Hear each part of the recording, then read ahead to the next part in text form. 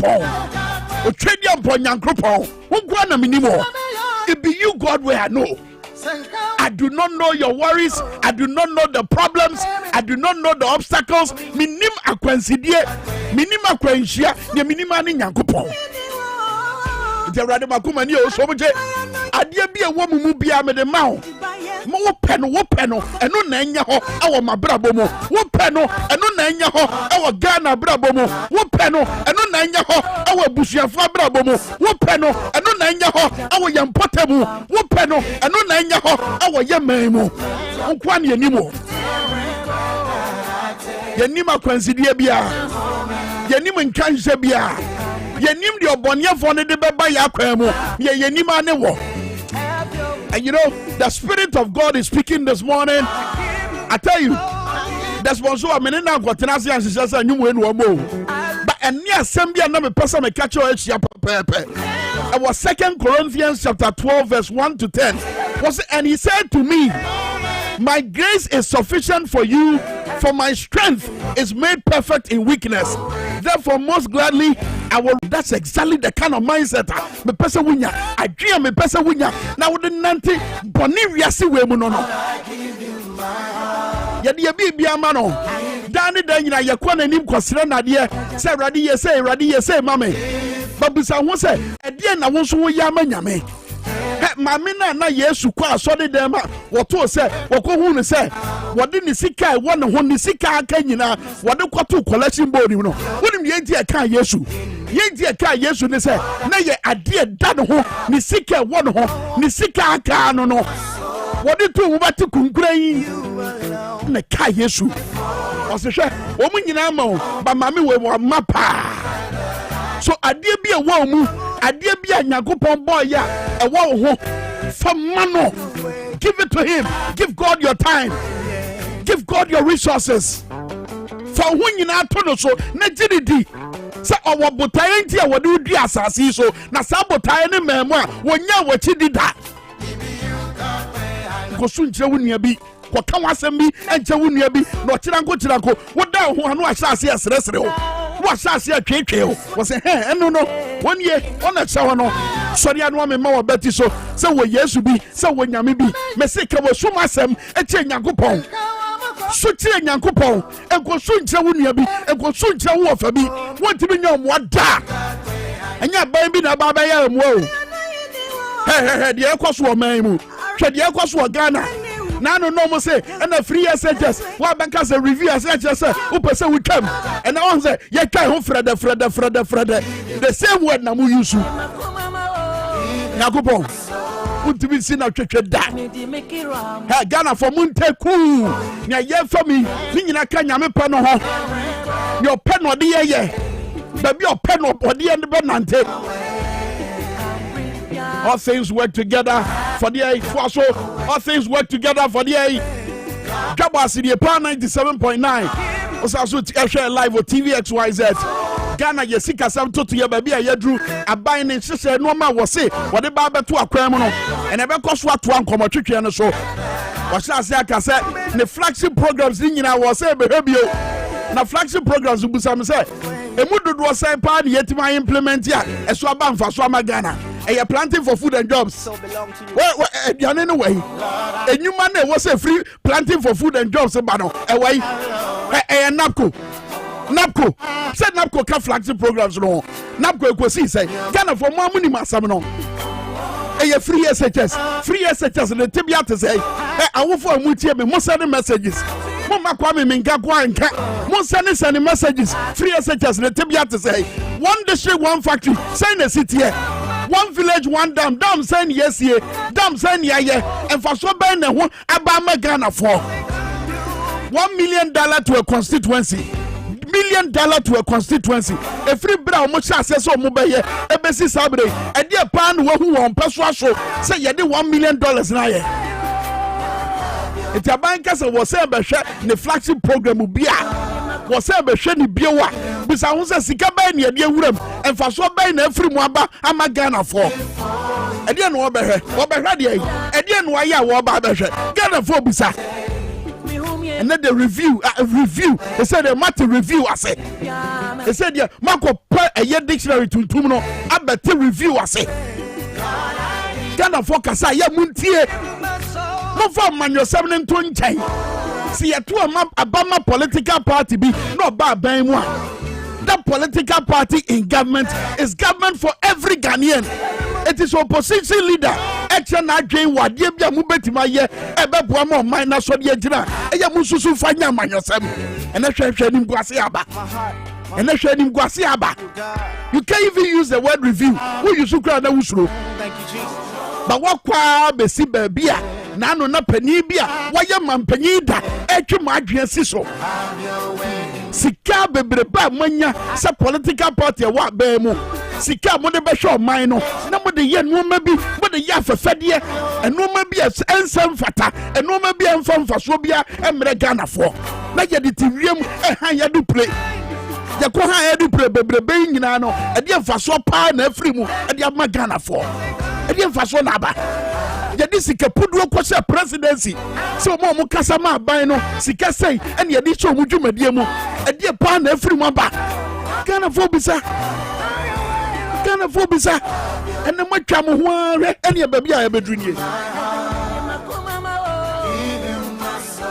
dwumadie wo ka ho bi look e come say yenyo bia wo phone lines no sisi ya awon hie ya ato ye meaning say Ghana for what and send me a dome akuma so munyom beka sakwenya no wo ha yembie phone lines no one kasa kopem say ya agudie mu nsembeba base enya ne sabere ya ebra ye beso ye tonton sansan mu abono na ye bie phone lines na manfo akasa hwe ye bambo ho nsem hwe ye dihwe ho nsem emofra ne nteteye na ye se abofra wo konto aso suku ye hunu ebra poti obete na classroom na kirekire ni yetima kire na de ene wotifie okira owo classroom what classroom ye nim da poti ya ye be makwan ye nim da poti ya ye be bie suku adey what kind of confusion is this? Thank you Jesus. But there's a silver lining and it does be ho and it does want to say you want penny for Ghana do makoma so adani den you know my krado so mu de mafutu obeba and yes be to bi no mu pentira wa bra yenya nwura eye abatu afinim no wo mu guso mu tufo wo mu guso mu kirekire no ma ban ya ebeti ba boa ma my Ghana asa so de waka and that is the kind of heart and mind we need in this country.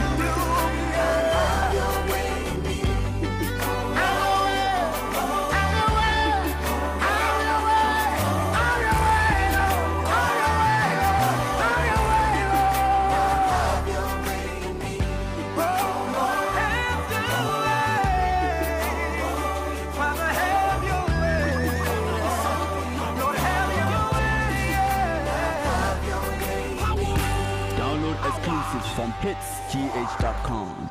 Ugusha would see DWABO ASE power 97.9. Kai said, you made your count with me and Tonka, El Babia will be and I think so. Wabra would dear to Facebook like power 979, but maybe what drink share name, Ususu and also Abekan Hon Yanko Humano, so Nayani, Honorable Andrew Dari Chuete, Member of Parliament, Solar to Na Kalba constituency. Nanu Yen sure toye, and sure toye and Framansu Ekaho, a side normal baby, including health facility a year apomodin aso a year a war a year some person so and I think so man for do na o mo dan so paye ye kwa homa no so na ye nge tebia na se de sitie ne nia empanifo eya manfo a o mo sa important wo honorable ye mo ache mo akwa baba DWABO ASE dwumadie so e wo power 97.9 so what to say nyamena dom ye ho ye minim se wo kasa no bote de ni nyina firi se atoriente me asi nya asema ede betwa ho mfonyi ekire ye wo mpeso no so no enfa pote ne nsuo to ya edi dreams a nano anumre ekwakobote nontia na nsuo no esafie it's like nsuo no to the whole constituency but Kalba one of the major communities. We say the constituency is Solar Tona Kalba. That's right. And Kalbano is one of the major communities in the district. And also nipa omuhono mudoso pa. And also any Burkina, any Ivory Coast, Eboshie. enti adwuma bia ekoso wa Calabar ya a bit not describing as international because we market on the crampo international market enti amount for mo hono mo do so enti still extra as no we mutie say e market see pa buy and ma houses no be bree so pie but ne affected pa and health center no because the whole of the health center OPD block any maternity just about 98% of facility in so pie and a time a year na yare for crampons facility ho and my almost facility charge yare for ni and unfortunately there's an about crampo last year no affected some family members about 3 kids. Emma the Nema you go so the level of devastation. I mean how the Abra man for said the amount for dying a swapper. Mamudi to Facebook like Power 979. You who said one a year crumano and penny for what to you and Nama Moshe said ye a dying hodwa a swapper ne a pomodia share to said your okay. But a idea a taisi since you try a idea a taisi na sabreya health facility apay na the distraction say abano e de no ma na mode to akwa said be ya amanfo apomo hundin sam ene ba bi o mobekọ akọje ayade sabia no entimi enkoye ade bi eden e de na moye. But your entire this is the first time in school at all Calabar. The Calabar say area I had to say a war because of Kakra quite a rocking so. And the honor and Pluta and Timmy and affection aside. This is the first time a month for a dying health center no anya kind of effective. Say okay for health and it's the most important thing that could be and the anything that didn't happen nano no cry and we are enemy see a cry by many we can say me that so concerned. Nami ato my ne ya messing about crampo. And the idea was a urgently. And to me by the many health director and a facility so a Catholic facility and to me or regional director for Catholic health services and also Qatar. And the union I did to boom say you better quickly not as I remove it by dinner just 60 area because many we can say a month for him. A bit about 7 night, will be the quite warm, a banner side and a calaban so quano, 80 calba, ever and yet they would tell you say, and say, dear, and I made it pressman about that quano. 2016, answer in NDC Bamono, I was in Emma contract of Campo Baquano, say, be mano, Emma no call, do best 50 and answer even about 50%. And I buy no much aquano to her, and Timmy can say, and so I shall see quano a back cut off. Yeah, what's that quano? It's terrible. And breading a heifer and a man for another dime bed no more persiwa. A year a doctor for near nurse for bet me. I hear you will said your kind or pim for a walk and fan or the befind him fan over the back. Currently, Womu appeja all things maybe I go for some small portion. Umbetinya yes agent you know. But yentini anya ba bia potent says a man for you area umun corner ha. A health workers me to come almost dying no so pie. It's just a disaster. And some make us any year me catch consultant and say by any was say or my you estimate no not quickly. They are mobilized because estimate in the over who, but and say bibi to be na wo hia emwa ewo apomodin kwanswa. What about kwai? Ye need a bia ko enti na wo say ye no quickly no. Many we can say all zinc no na ye pega idea roof some one room be. I will make me attend to a man for now. But many we can say a scenery crop. Say me free cry, me free zinc any other materials no matter as yeah. But there were one room with Pia, their pager, carpenters, or more crumina, womunina, ever together. And rather call we say, assemblyman or no a carpenter. And to me, mobilize no carpenters, and in a momo, I shall say a roof, one room be. Okay. As will be a war cannon, and the year we meet me unako. Oh, you're member of parliament, Gaudia, what you shamra. Na Ediana regional minister, Ediana Omo Bemu. To anamon afa I mean omote asem anamon be na wutu pe de wunim no na say wa wunim say nad mo de umwa de ana say plastic cups and plastic bucket and the end of company can let's say side disaster ye here plastic cups and plastic buckets ye here immediate roofing sheet na other but many GC mum na kasa no anajo ono krampo no oni fie nti o say na anajo no oba nti o say ende na ono so obekọ but this is minister de menen kasa ba nyame atoma menen minister be kasa na because I idea was say nyina ye de ya honde ebomu se ne be ya betimi affect that immediately. Okay, very well. Bedo ase honorable. Anyone bra unyama e na no pay ewo dwabo ase dwumadie so power 97.9 honorable and chiwete onona wonene kasa member of parliament Sola Tuna Kaba constituency.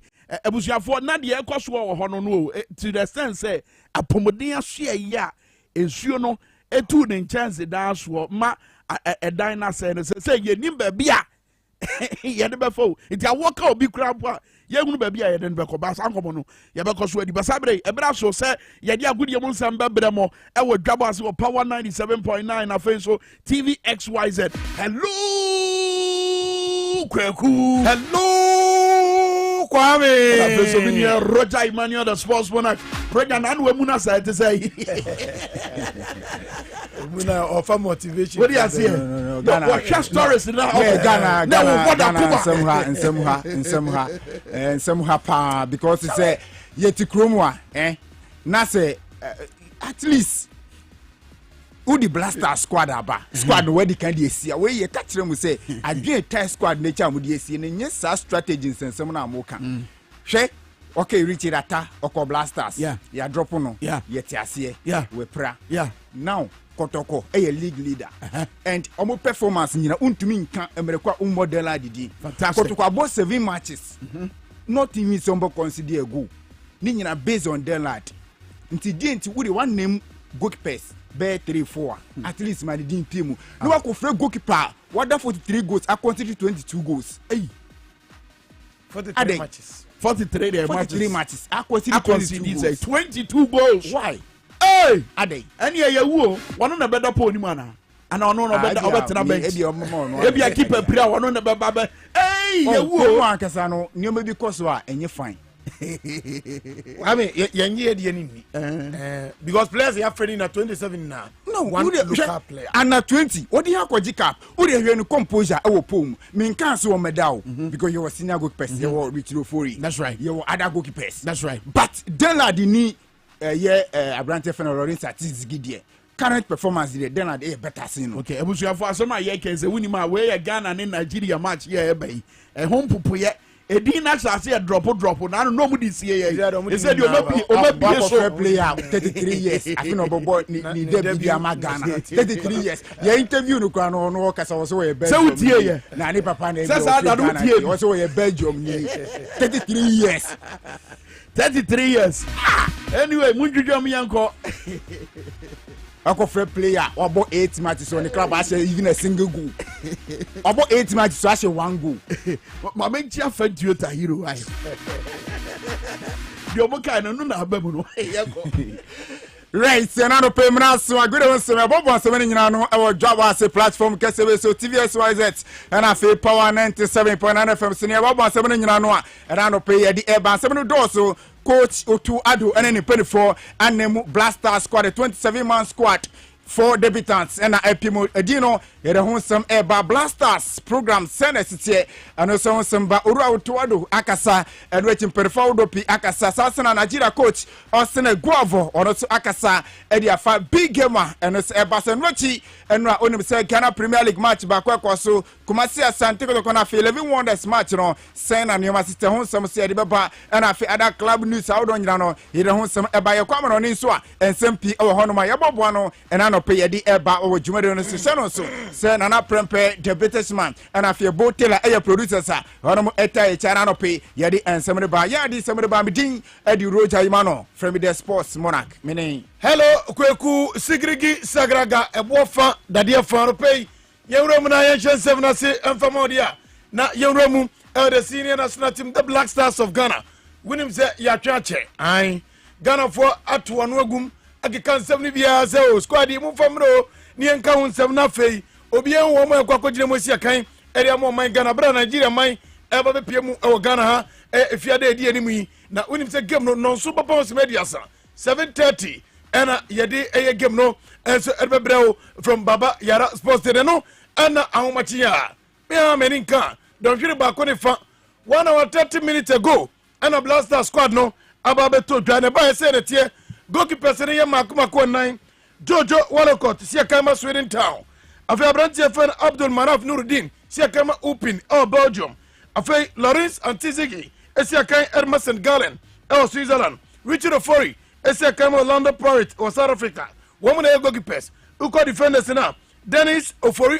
Frimpong Odoi wɔn sia kan Erima FC Club Brugge nemum Ofifuam ɛna join wɔn on loan and Yadom sia kama Raiden afei aberanteɛ fɛn Gideon Mensah sia kai Edma Gerenda de Bordeaux French memu afei Dennis Nkrumah Kosa sia kai ma Krato Folk Bobo Konum Muntari Kamahani sia kai Edma FC Ashdod Israel memu afei Daniel Amate sia kai ma Leicester City Joseph Eidu sia kai Edma Celta Vigo and afei so abrante Alfred Alexander Jiku sia kai Emma Strasbourg Abdul Mumin sia kai Edma Victoria Guamares Portugal afei midfielders ni Baba Idris Siakama Real Mallorca Spain Edmond Ado Siakama Sharif Tiraspol Moldova Uremua Mohamed Kudus Siakama Yas Amsterdam afei Elisha Owusu Siakai MKAA Gent Belgium afei Thomas Tepper Siakai Ama Arsenal de Ganes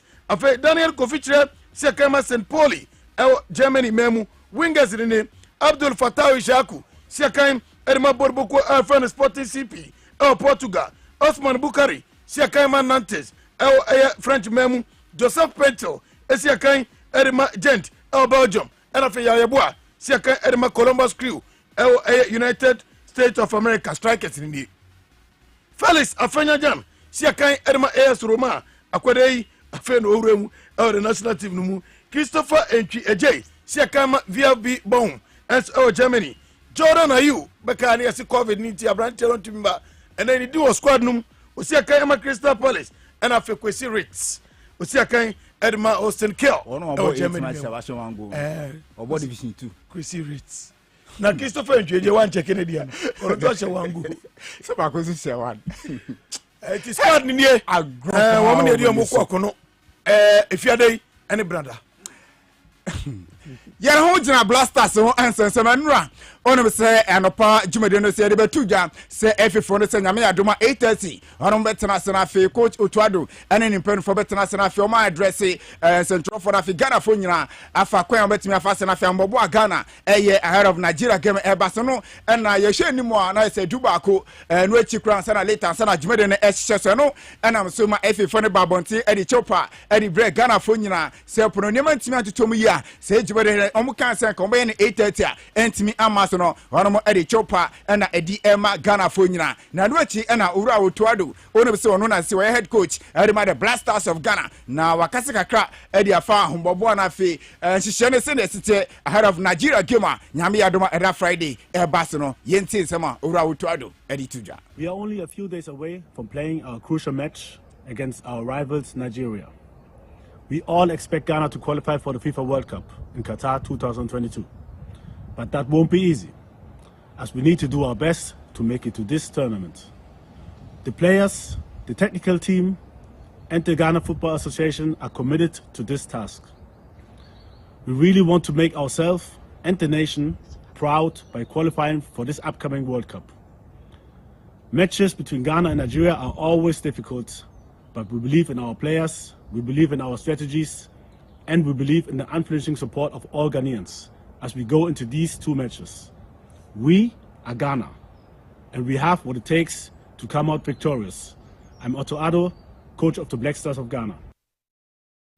Otuado no ye video at so ye no tuma ne Ghana for am penefo ti kroma ka kye say 8:30 on obesi anse ntofo ne ade a ente ho sem no na otu ne de ma no na owura ye fe no say eye Chris Wotin wono so atu ne de eri ma ne Ghana for ye ntie ono so na afie hwe ne de no so. nurse gusu ehwese nsema opene efere se Chris Wotia wano technical advisor Edema the Blasters of Ghana ninsem a odi ato ehwese video no ensa betimi aka afere ho nsem de ama yetifo ni nyina ne se wono se kan nsem de ne okay nyina ne se Ghana for prepare yie se ekwan dia se ne Nigeria for betimi ehia Friday na enkunimdie nso aye Ghana for dia na onim nsem ase didi Dramani wono se Blaster technical team no wono se kan obi wono se nsem a okay nyina ne se wamanfo bi kan na squad na delay na de was in here and say Ghana ebe ye ready for Nigeria. Now ojiri say Ghana ye ready. Say nyame eya duma that Friday ebe chi Nigeria for ewo Kumasi Baba Yara Stadium na enkunimdi sefata na ebe timi aboa Ghana na retail Ghana anya enkunimdi ebe timi aboa fi qualification na course no ojiri say ni nyina no eye nioma ebe timi aboa mpenefo so aye ni nyina bibia tutom say nyame ya duma Friday the Blasters of Ghana ebe timi edi enkunimti we eye nsema Blaster technical team no hono edi atuja na mo no so say nyame ya duma ene team no ewrem ewo Kumasi training ebe hyase ne na for chena ato aso sa akopem eda yawada ye ka training was and no wo mu training wa Crown Sports Stadium nipa so players so and ewrem wo training hyase Thomas Stepper tene di omanim ama wo mu ekoye training eno ni nsema if you na cat Edwin Simon Okreku the Ghana Football Association president was Kwame uni Ghana foot na wasremu mumra mbe support the Black Stars ni en qualify se kotoko na ebo homa ye ba betu nyum Asante Koroko se ye ni aboatu South na yasefoka phobia na se nyum no ye betu ama enkuribie etimi aba eni ntinu se akwakwa Black Stars idi obi amra Baba Yara na ombe support Ghana Nigeria dey no from guide sane come say hospital go no from guide that day we are never better from now but they have not thrown they have kept the belief say they can win. So why must we not believe say we can win? We can also win if we do our things right. And I think say getting the entire country to be behind the Blasters is one of the things that we need to do right. Changing the atmosphere around the team to get the entire nation behind our Blasters in rain or in shine is something that we have to do. When we say probably to go now come Asante Koroko ye beshe etijabo so saa so na house of folk woman ko ye no start all of us started to rules busy yeah you know because that's the only way a team know they ever qualify yeah good play will be yeah saa so na support the bia will be between support team na yeah that's why say you be go against Nigeria and say me yeah say take control of the stadium, say take control of the atmosphere around the stadium, and say your man your opponents know who say Ghana no more. It's important say yeah Akuma entire team meeting we so sorry na bibia say yeah to give the boys the support say look Ghana eta wuchi Tony Semaket Edwin Simeon Okreku ade atudwa na enomu ana minister for youth and sports Mustafa Yusuf wano so dey tudwa tell said ebeya ebeyi wo mu a ase wo mada no wo Goro boys egu stadium sa wo mu to ticket no gu mbutom uba wo se 100 series no atoma ebodenden edi efe na fei wo mu so atwa ticket no gum amasika ne kwa ban ho ebetwa mu ntino e ticket onu se sabra betodwa so beto ticket na no say o type o star 711 ash ne so wato ticket na no wote se bebo pa amasika atena mamu a no mu de esiesie yen facilities awdo Mustafa Yusuf annual a maintenance schedule, even when they are supposed to write to the headquarters, that's the sports authority, they might just collect and use, which is against the law. So we are centralizing it, but we are digitizing all the collection points. And currently we are going to, for the information of the committee, the first the match against Nigeria will be digitizing all the ticketing points so that there will be transparency in the collection, so that whoever the sharing will be done to all key stakeholders without any challenges, so that we can get enough to be able to maintain our facilities. I just wanted to put it to you that we are taking measures to ensure that this doesn't occur again. Right, Mustafa Yusuf, Ghana sport, your youth and sports minister, and our team in Kano.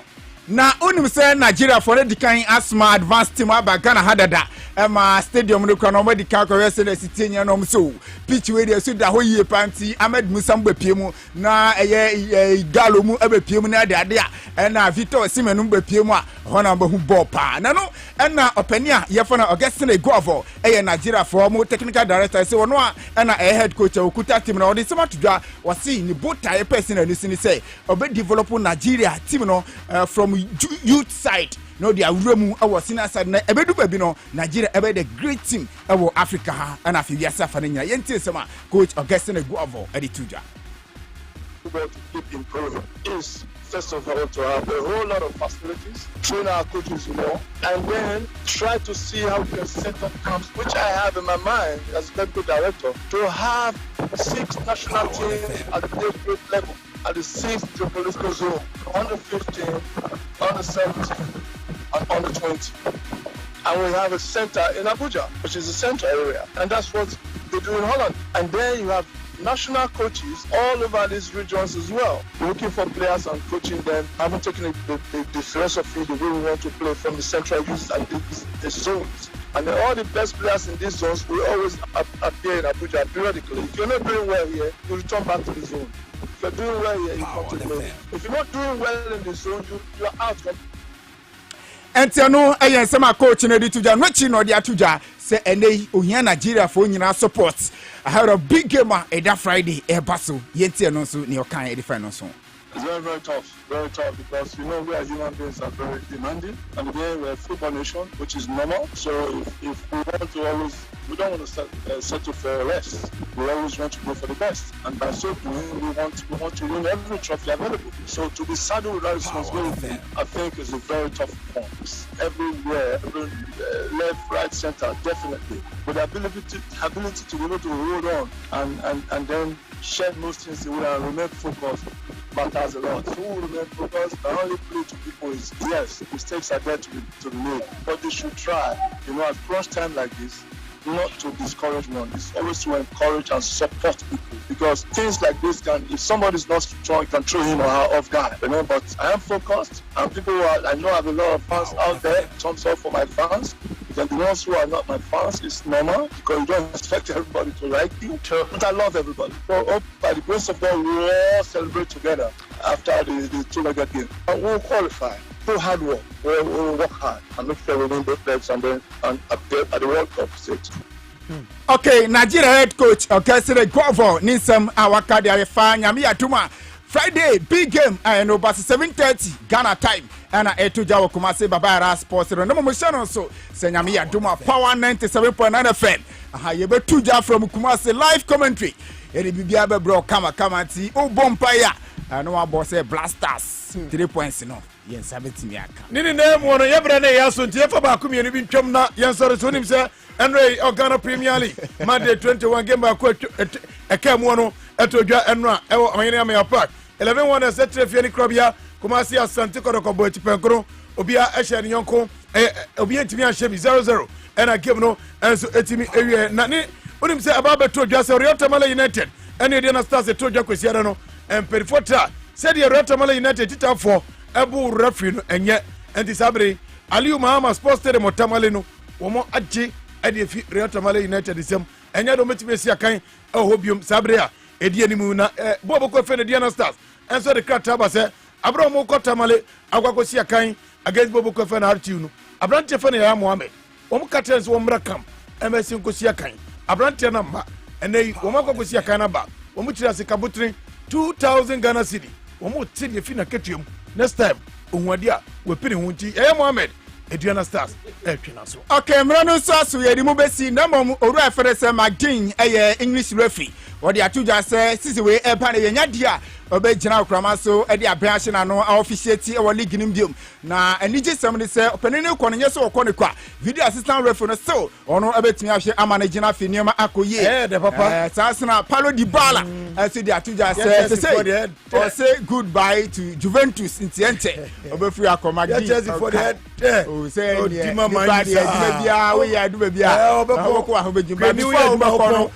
obeko na obota Africa nyina wa achieve okay why abetwam nyina why United na no mo ma yi botare si na ni so wie na juma e da na se won ko ma yi for mo da na bye bye so we go no na be adoma Friday Ghana ni Nigeria match no but answer the match fantastic Power 97.9 and I'm on the Facebook live and so Power 979 but answer na commentary no be fiada ye bedwetwam in fact ye betie every Ghana for her ni omo pese omo hunu e wa go prama no so na already on we abra mo de Black Stars nsem no to Ghana coach Otuado wote na ma no ne a wo to amane Ghana ache Ghana ne a wo be ye no mami kokko kokko Lawson na wotie ye din na ebra wo boss say minister for youth and sports say Yemina Stadium no tie di okan wo say why should we waste our time to support people who don't listen to advice?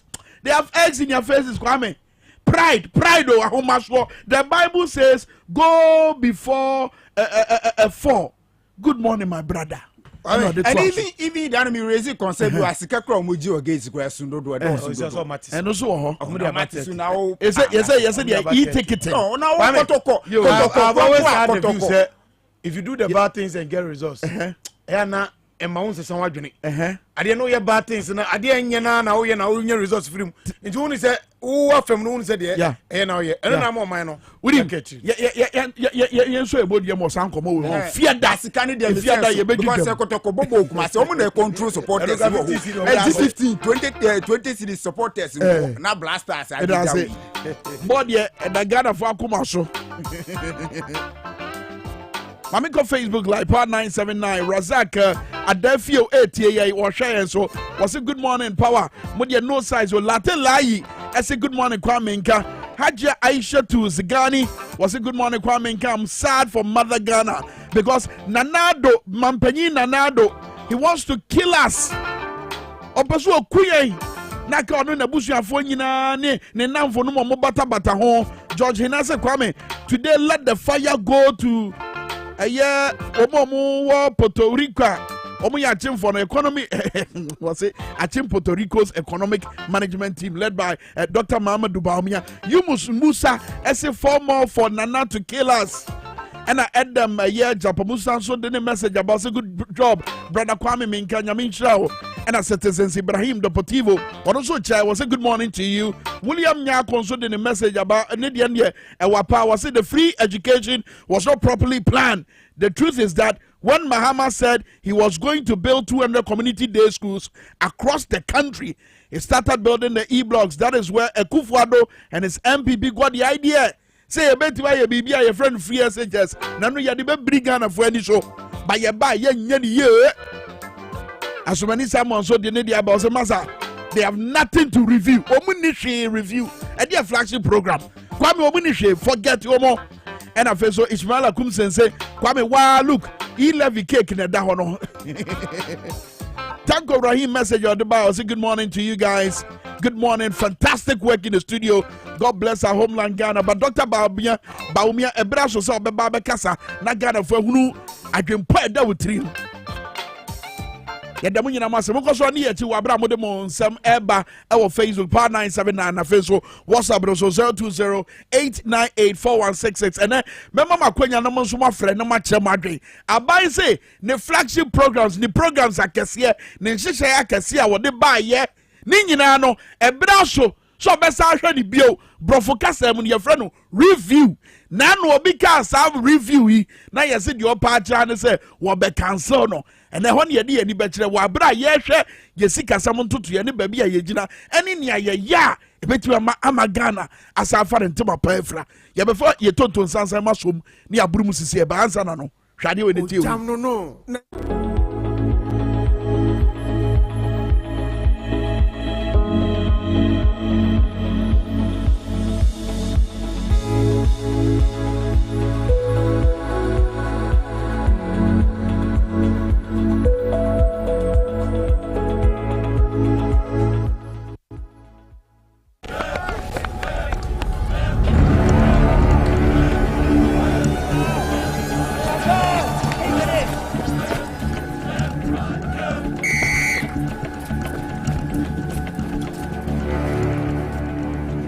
We are one man short. Should we invite him? Yeah. It be old cargo. Can I join you guys? Yeah. Always brave, fresh, natural, X, mineral, water.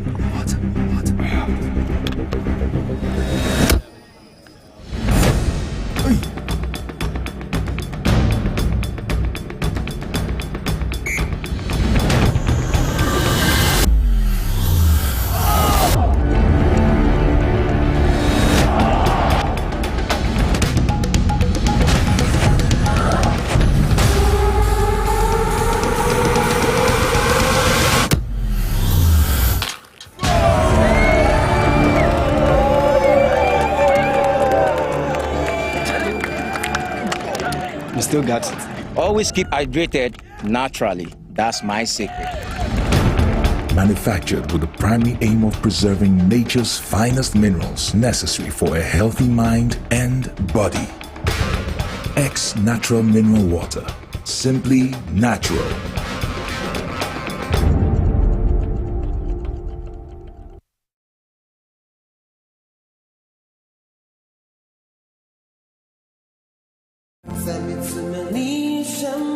Easter Trawodo, Menso Mediani, XYZ Broadcasting, Eddie Easter Trawodo, Eddie Ababe Boadi, and Yasam Katwa. Easter Way, Yabetre Oman for door, na Oman for Yetro Modo, Ayan Crofua, one more any Ashafo, and Kakani Wonoma Womo in Yankafie, Yetra Womodo, Amayankopo Donoso Asomoso, Enti Brabeka XYZ Broadcasting Limited for home. Na Easter Friday, 15th April 2022, Yanko Inyankafie, na Yanko Yadoye. Enti ye show bien cry say, Bibi bia wo bia. Say Yesika, Ediane, Anonom dear, Entoma, Entadie, Samena, Empabwa, Yabejino odoso. Kitwa bien sha, enti ye friend de yako, ubetumi de wachede aba, edani dry ede akwakoche.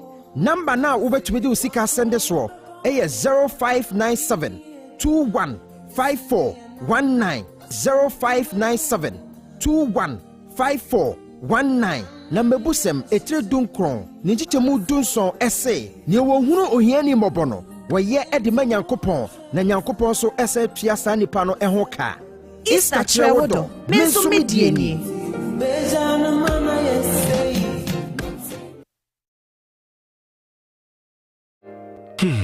Ifo kra na menyisika edia ye mefui. Ehin papa na menya bosia edia tre medwuma yimu. Kai kra mabre me busia ato taxi fufu. Suhum Rural Bank. Suhum Rural Bank.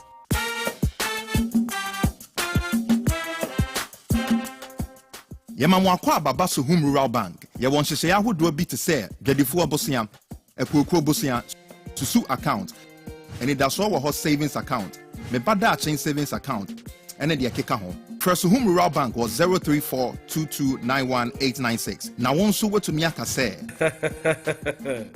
Suhum Rural Bank ama ene mayeka una. Suhum Rural Bank enti me pa minie. Suhum Rural Bank, growing our heritage.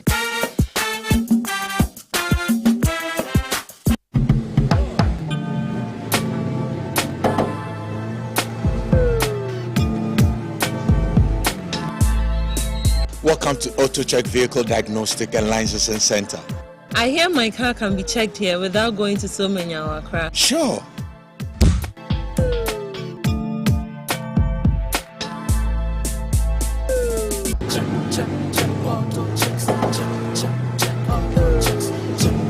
Emission, check. Alignment, check. Brakes, check. Visit Auto Checks at Koforodia Aquadum Road for the roadworthiness of your vehicle, from saloon cars to heavy-duty industrial vehicles. Madam, your car is now ready for the road. Thank you so much. Auto Checks, check. Auto Checks, your safety, our priority. Check, Auto Checks. Welcome to the Royal Dazzle Event Center.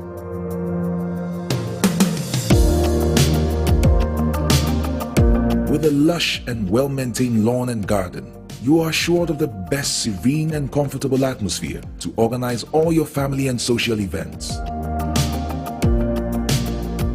Live the royal moments here with friends and family. The hosting capacity of 600 to 800 people makes Royal Dazzle the most versatile of places to host weddings, parties, funerals, conferences, concerts, and many more. Create your memories with us. Call us for inquiries on 055-814-8585 or 024-620-2144, or pass by and speak to any of our friendly staff. Locate us at My John, close to Zoom Lion headquarters. Royal Dazzle Event Center.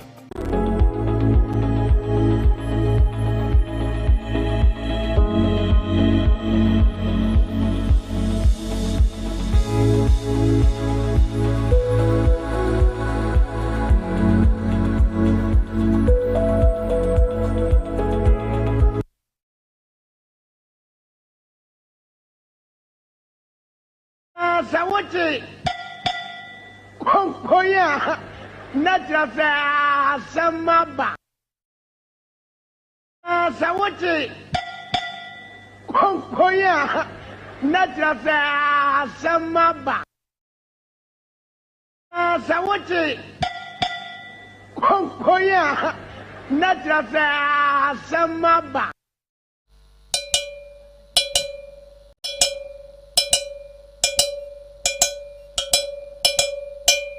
Ghana way yebra na so we yebra ye nyina ye bom na ye ya adwenkro adwendwen ye ma ho eso man Ghana bedru nkwanta no so abante bia wotwe na nwensam we broni no otwe ye wo brofo kase mo say we have come to the crossroads. I must either leave or come with you. I lingered over my thoughts. He lifted up the lamp of love, and I saw in your eyes the way I should go. Why never my yenidaswo? Wabra yabedu san kwanta iso. Why ye beti masha na nikosuya? Na yehunu se odobi won na nikosuya ni mu, odobi free na kumemu, a nanti abewura na nikosuya mu, chesa mpampa, wo yobia wodi nokure fo, a ye beti mi, edi ye wre ashe ni mu. Na yedi omaino nkrabia asane nsem amane de omaina nante akodru empempenso a ye nyina ye bebo ye nsem aka se ampa se di afa di amaga na adru na anu bi ye begina nkwanta ya aso sabere no ye di mirika ema empanifo bi ebeka nsem bi hye ye trim ensem a ede ensem a sikire wom se sansam ya omo kan ebi te se ye de boso bi du nwotwe ebe dane o man Ghana sebre ebi te se abai na owo ho no enam se panindie su eni omumu enam se omu ye trimodinfo enti na ye fa ho bo wo soro sa abra ni mpo benne ye de o man na so mu nsam ye kwato santene anadwu da hyomu awia ketekete ahomache ye kogina eye santene mu Ebra so yem ye koto aba wa abra abo nonso on December 7. Ye to aba wie yem ye bobo maya. Wo mo di nkunim ye o say ye ya bo age wo so. Ebra so say wo mo beka eno ma wo kan no, wo mbedi so no. Ene de ato wo ne kasa tenten eni ntwa ho. Ba bia ye duru no. Wonim ni ama me kasa say no. Eye simple. Ye so mo twa de sisi ye. Na ye mfa ni nkomo. Was say all flagship programs including free SHS, app for review, Kojo Ponkroma, Minister for Information. One of the Enkabekasa wa Yasumafo, Yakes, Gunanum, and Yasuambeka. In fact, a yen shemu abai mumpeni focus ya ye, ewo pediasino, ninsun transfer, any de Kojo Ponkroma eken. And Rasa Osha Ghanaian Times, a year the Obokrata na, a year headlines in back was say, a buy every in Shemu Pediasino, what the normal wood war, beto to aquema, bababwa, and my economy no, as a Jiran in Nashua. A bine, the Kojo Ponkroma, and Yatujano. Now, so what kind of story no? Now, who come out say, all 16 flagship programs of government, including the free senior high school, are up for review. This is according to Kojo Nkrumah, Information Minister. This is one of the many decisions taken at a 3-day crunch cabinet meeting held at Pediatric Lodge to proffer solutions to the economic hardship in the country. The 16 flagship programs are up to be looked at. The president has directed that the flagship programs should be protected and fully implemented to ensure that the impact is achieved.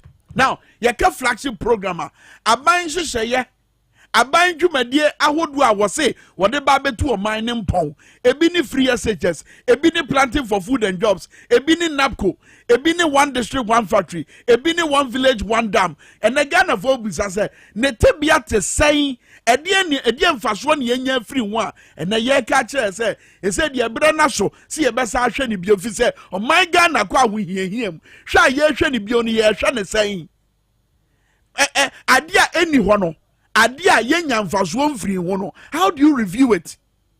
Adeɛ a yɛnya hwee mfiri mu no, how do you review it? NAPCO for yɛnim te bi a ɔmu wom, free SHS Ghana for munim te bi a free SHS wom, wɔani wo kwan sɛ me biabiam ka bibia ba wonim ɛyɛ na amanfo use word bi yɛfrɛ no posterity, da bi asɛm, daakye asɛm, dako asɛm, ebi na ato ɛyɛ ɔmo aban mu kae sɛ ɛbrɛ a ɔmo opposition NDC ɛka sɛ ɛbrɛ so sɛ free SHS yɛbɛsa ahwɛ ne bio na borɔfo ka sɛ ɔmo ka sɛ review no yɛnhwɛ nsɛm a aban anase aban mu mpanimfoɔ ɛka fa NDC foɔ ho wo de hwade wei His Excellency Nana Addo Dankwa Akufo-Addo fato soro mo hwɛ free SHS Mahama's review means cancel ɛna owie no ɔka kyɛ ɛyɛ mmɔfra na ɔmo kɔ akɔtwɛ nsɔhwɛ ntoaso suku nsɔhwɛ no wɔ se mo mpaase na mo ma Mahama anim ngu ase.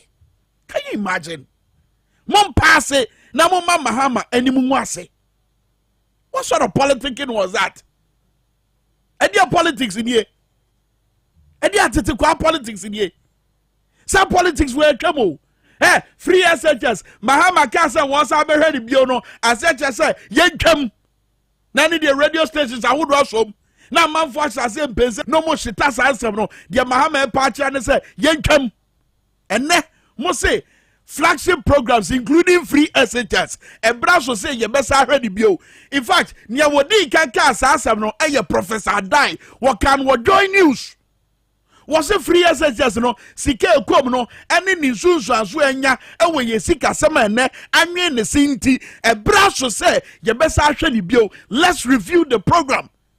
Bisa asem we wa ya wa bra ne ebo tonton sansan say e bra professor dai ka asem no did he mean Mahama's review mono masechire ne say wo ba betwam does it mean say free SHS no mo ba betwam we ye His Excellency Nana Addo Dankwa Akufo-Addo was a Mahama ka say review a chese wo betwam etiana wa bra mo ka say mo ba be review free SHS any other flagship program no does it mean say mo ba betwam ana ye bisa Yantuaso.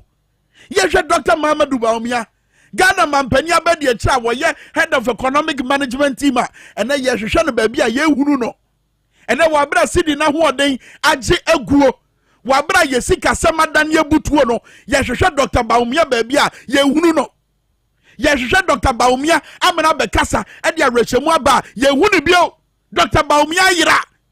Yentie anasa yenhwe ensem a wokan ye efa review ye ho wo de facture mo no mo hade hwe facture mo ya de no fro no yenhwe ade wo say it's senseless to review free SHS Bawumia James Mahama sabra no akasa no gina simpie so wo kan nyina ne ye bono ye bodge so ye ene de wakasa give them Bawumia give them ye wanna tiko Bawumia kwaso na fire Mahama Bawumia say eye senseless sabe adwene ntiase anim say obi beka se free SHS yes say be hwebio Mahamadou Bawumia wa bra mabopo e wo Pediatric Lodge enhia mu na mokoye no say mo say be hwe mudwumadi ahodo ni bio no especially free SHS no does it mean say eno so adwene ntiase anim is it senseless anamo ba betu sabre mo de abato Ghana for anim mo fa kodwo pon kroma information minister so e de abato Ghana for anim say mo be review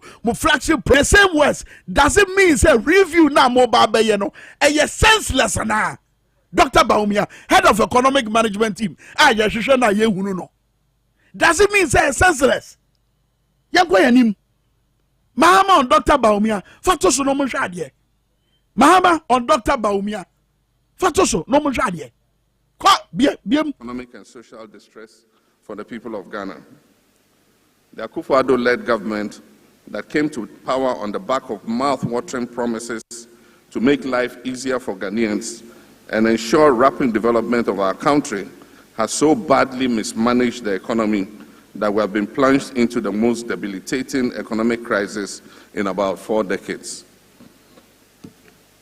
Indeed, we all recollect some of those mouth-watering promises, including one by the current president to transform this country, Ghana, within 18 months.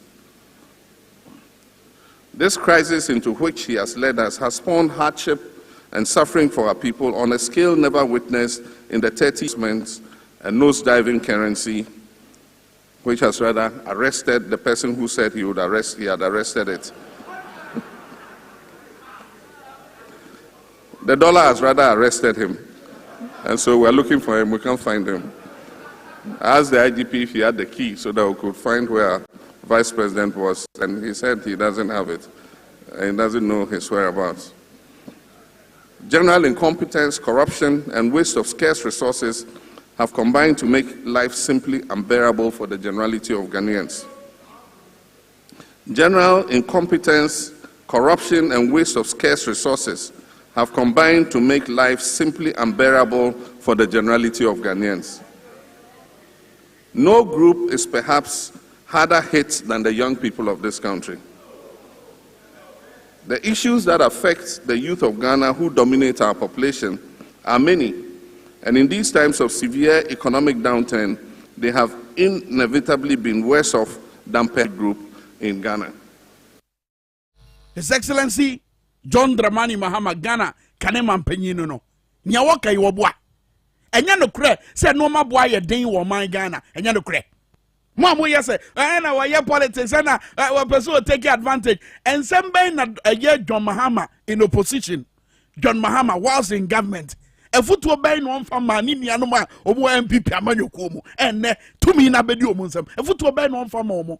In fact, so waka se wo reti John Mahama ne kwan a wo fa so eye na manyosem a won tuja te se baumia tuja pa wo tuja eja baumia to ni nyina achie a enne ye di tumi a hye ne nsam enne wono na ye head of economic management team wona pen so wabra wo ye head of economic management team inflation anasa normal boy ekostro no say na city enne koko de masa wo kota koko nya 1 cedi bio ukura 1 cedi na kogina koko santere wa ye be si wasum enne koko nam 2 cedis koko ne masa enam 2 cedis enne normal boy ekostro fango boy ekostro Yesidi na ho odi ate abafam and the economic messiah his excellency Nanado Danko Akufo-Addo kogina aye waso gone ebra no mkoye by elections was ba omianie wono na nyansa ne nyina hye trim mokai say his excellency Nanado Danko Akufo-Addo cast asem no afei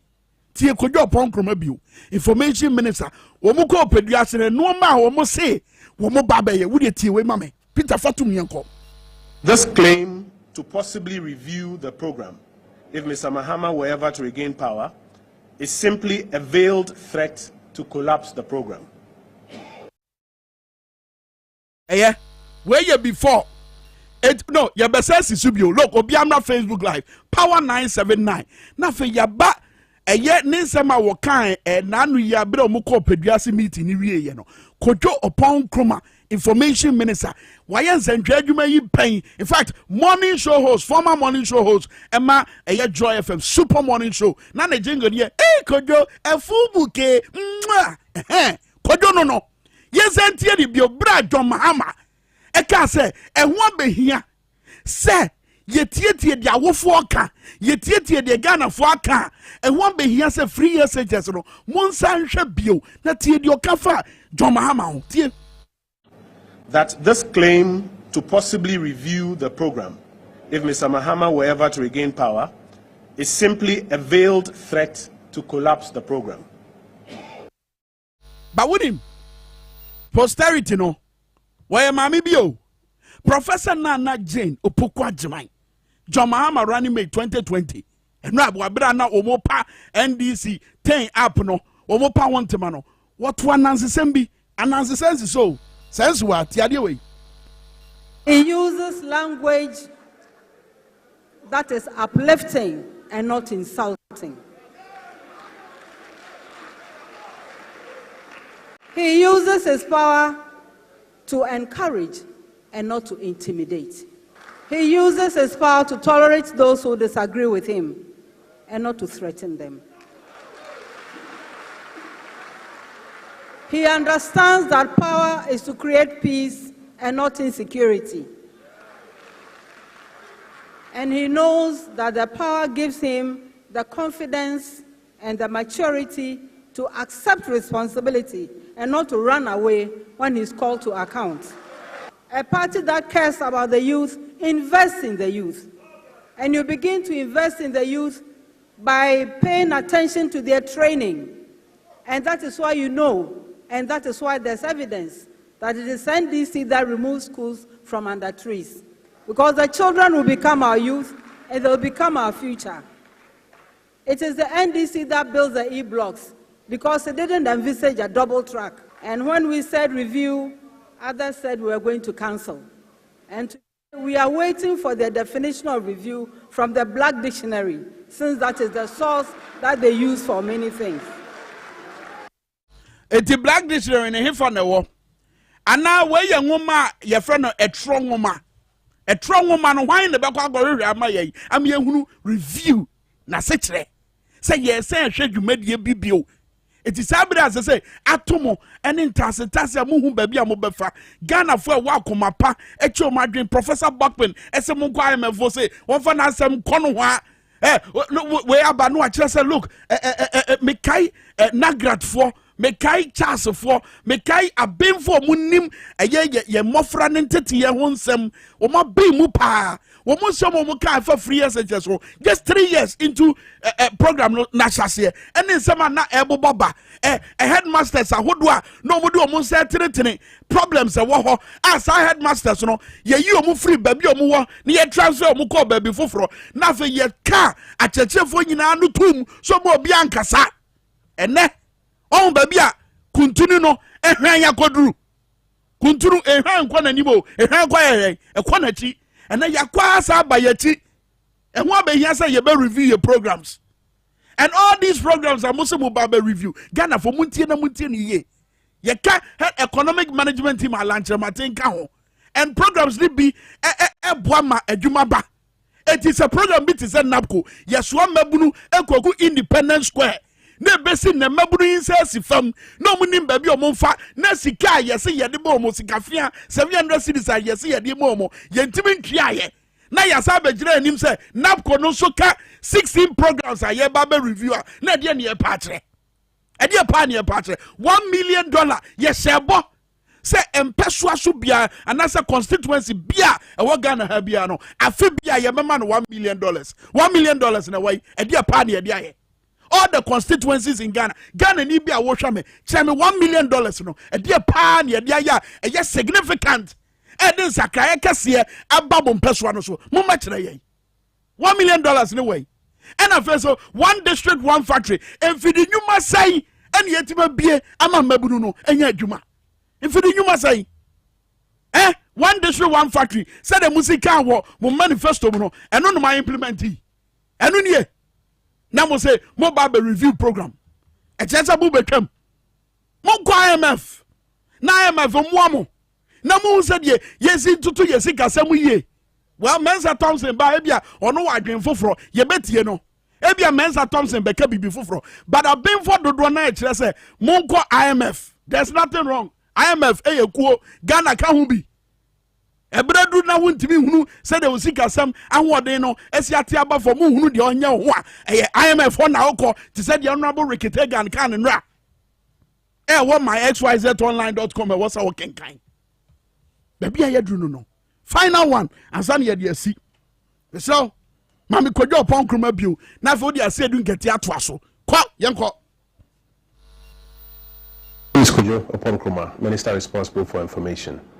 It's true, over the last weekend, the executive branch of government, led by the President and his ministers, had a cabinet retreat. It's a regular retreat, one done every quarter. But this retreat had the opportunity to look at some of the emerging economic difficulties globally and how they are affecting Ghana. And the President has made a number of decisions. One, he's made a decision on the borders, when to open the borders, the residual preventive systems to put in place at the borders to ensure that while the borders are opened, we still don't have infections crossing over from our borders into the Ghanaian jurisdiction. And again, while the borders are opened, we're able to protect our populations from the risks of insecurity from the northern frontier. Somebody who has lied his way into power and didn't know what to do, how to run a country. So he approached a philosopher that, how can I run this country now I am in power? And people are expecting so much from me. So, okay, take these 3 envelopes. After your first 100 days, people will start demanding the fulfillment of the various promises. So when the heat starts, go and open envelope number 1. There is advice in it. Use it, and it will take you for about 1 year. After that, when there is trouble, go and open envelope number 2. It will carry you ahead. Then, when there is still trouble after you have implemented the recommendations contained in envelope number 2, then you go and open envelope number 3, and you have the final solution for your problems. So my man went. After the first 100 days, people started asking, but what are your achievements for the first 100 days? And the heat was mounting. So he went and opened his box, took envelope number 1.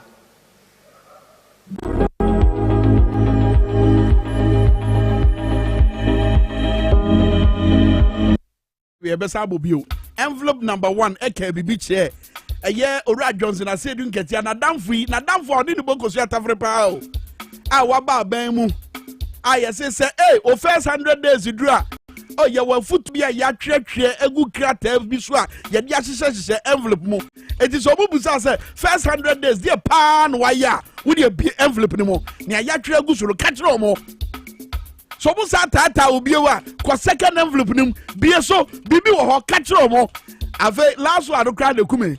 And the last envelope no dey dey show no me kai pa was say dey try to say we dey catch up say yeah afi dey me na me buy so me nya dey me timi bio what the boy about horror me na me buy so me timi nya bio abrada ko abrada say dey the obokrata ho nsem bebre tie for ni ahwe for match bio na te say oh nyame adom kwame nyame adom envelope number 3 bia the wom number 3 no yeah handing over yeah we jemu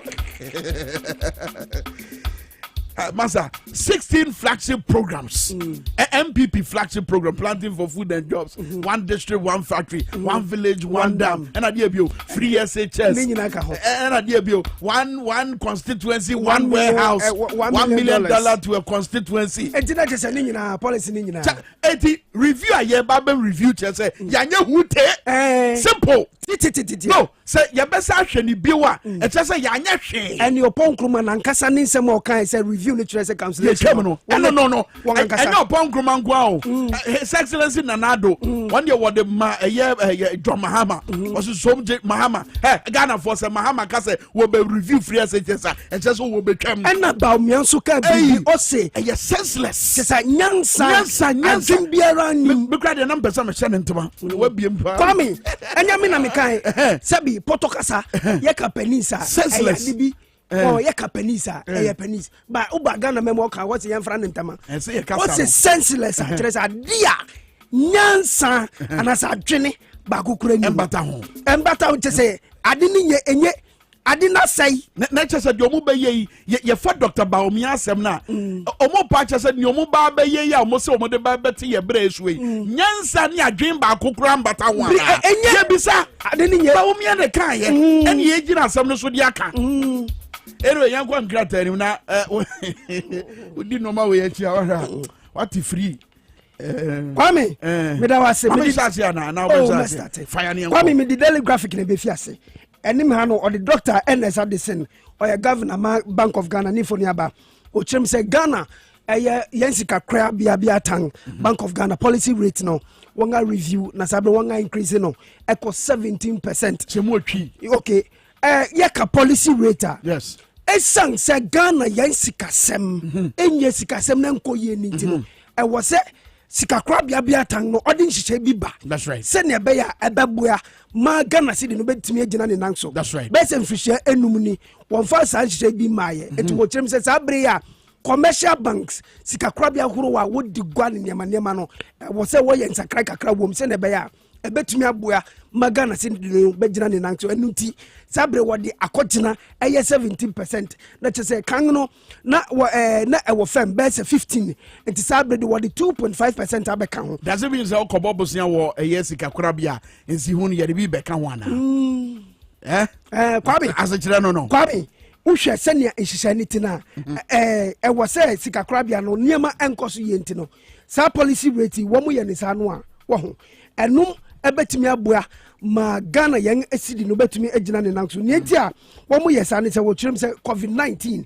eba ne wo mo de biribia COVID-19 nti enema nkoso yi enu ti wo kyerem se sa ehihya ya wode abai no stimulus package a wode aba ebebua meaning say wo ye wabie wadwuma na okwa akopa bosia Africa kora bia ensi hu no ye de bia ka ho say Kwame percentage ni say omo de 2.5%. Kane na say kane no nanka 15.5%. And as I say abeye say sisia abeye 17%. It we no be the cost of doing business akosro sa pepepe ni nyina nam say Ghana niema nkoyie sidi no agobe aka no enkoyie enti udi sisi sabre ene ukogwa manso so kosisa dollar ba ko a 8 cedis 50 pesos enti akosoro enti wo se wo mu disa wo se wo disa jije ba no na jofa bra ye di kase bori ba no uhwe na papa bi osokoto koko se bi enya atoko koko moli koko no wokotoy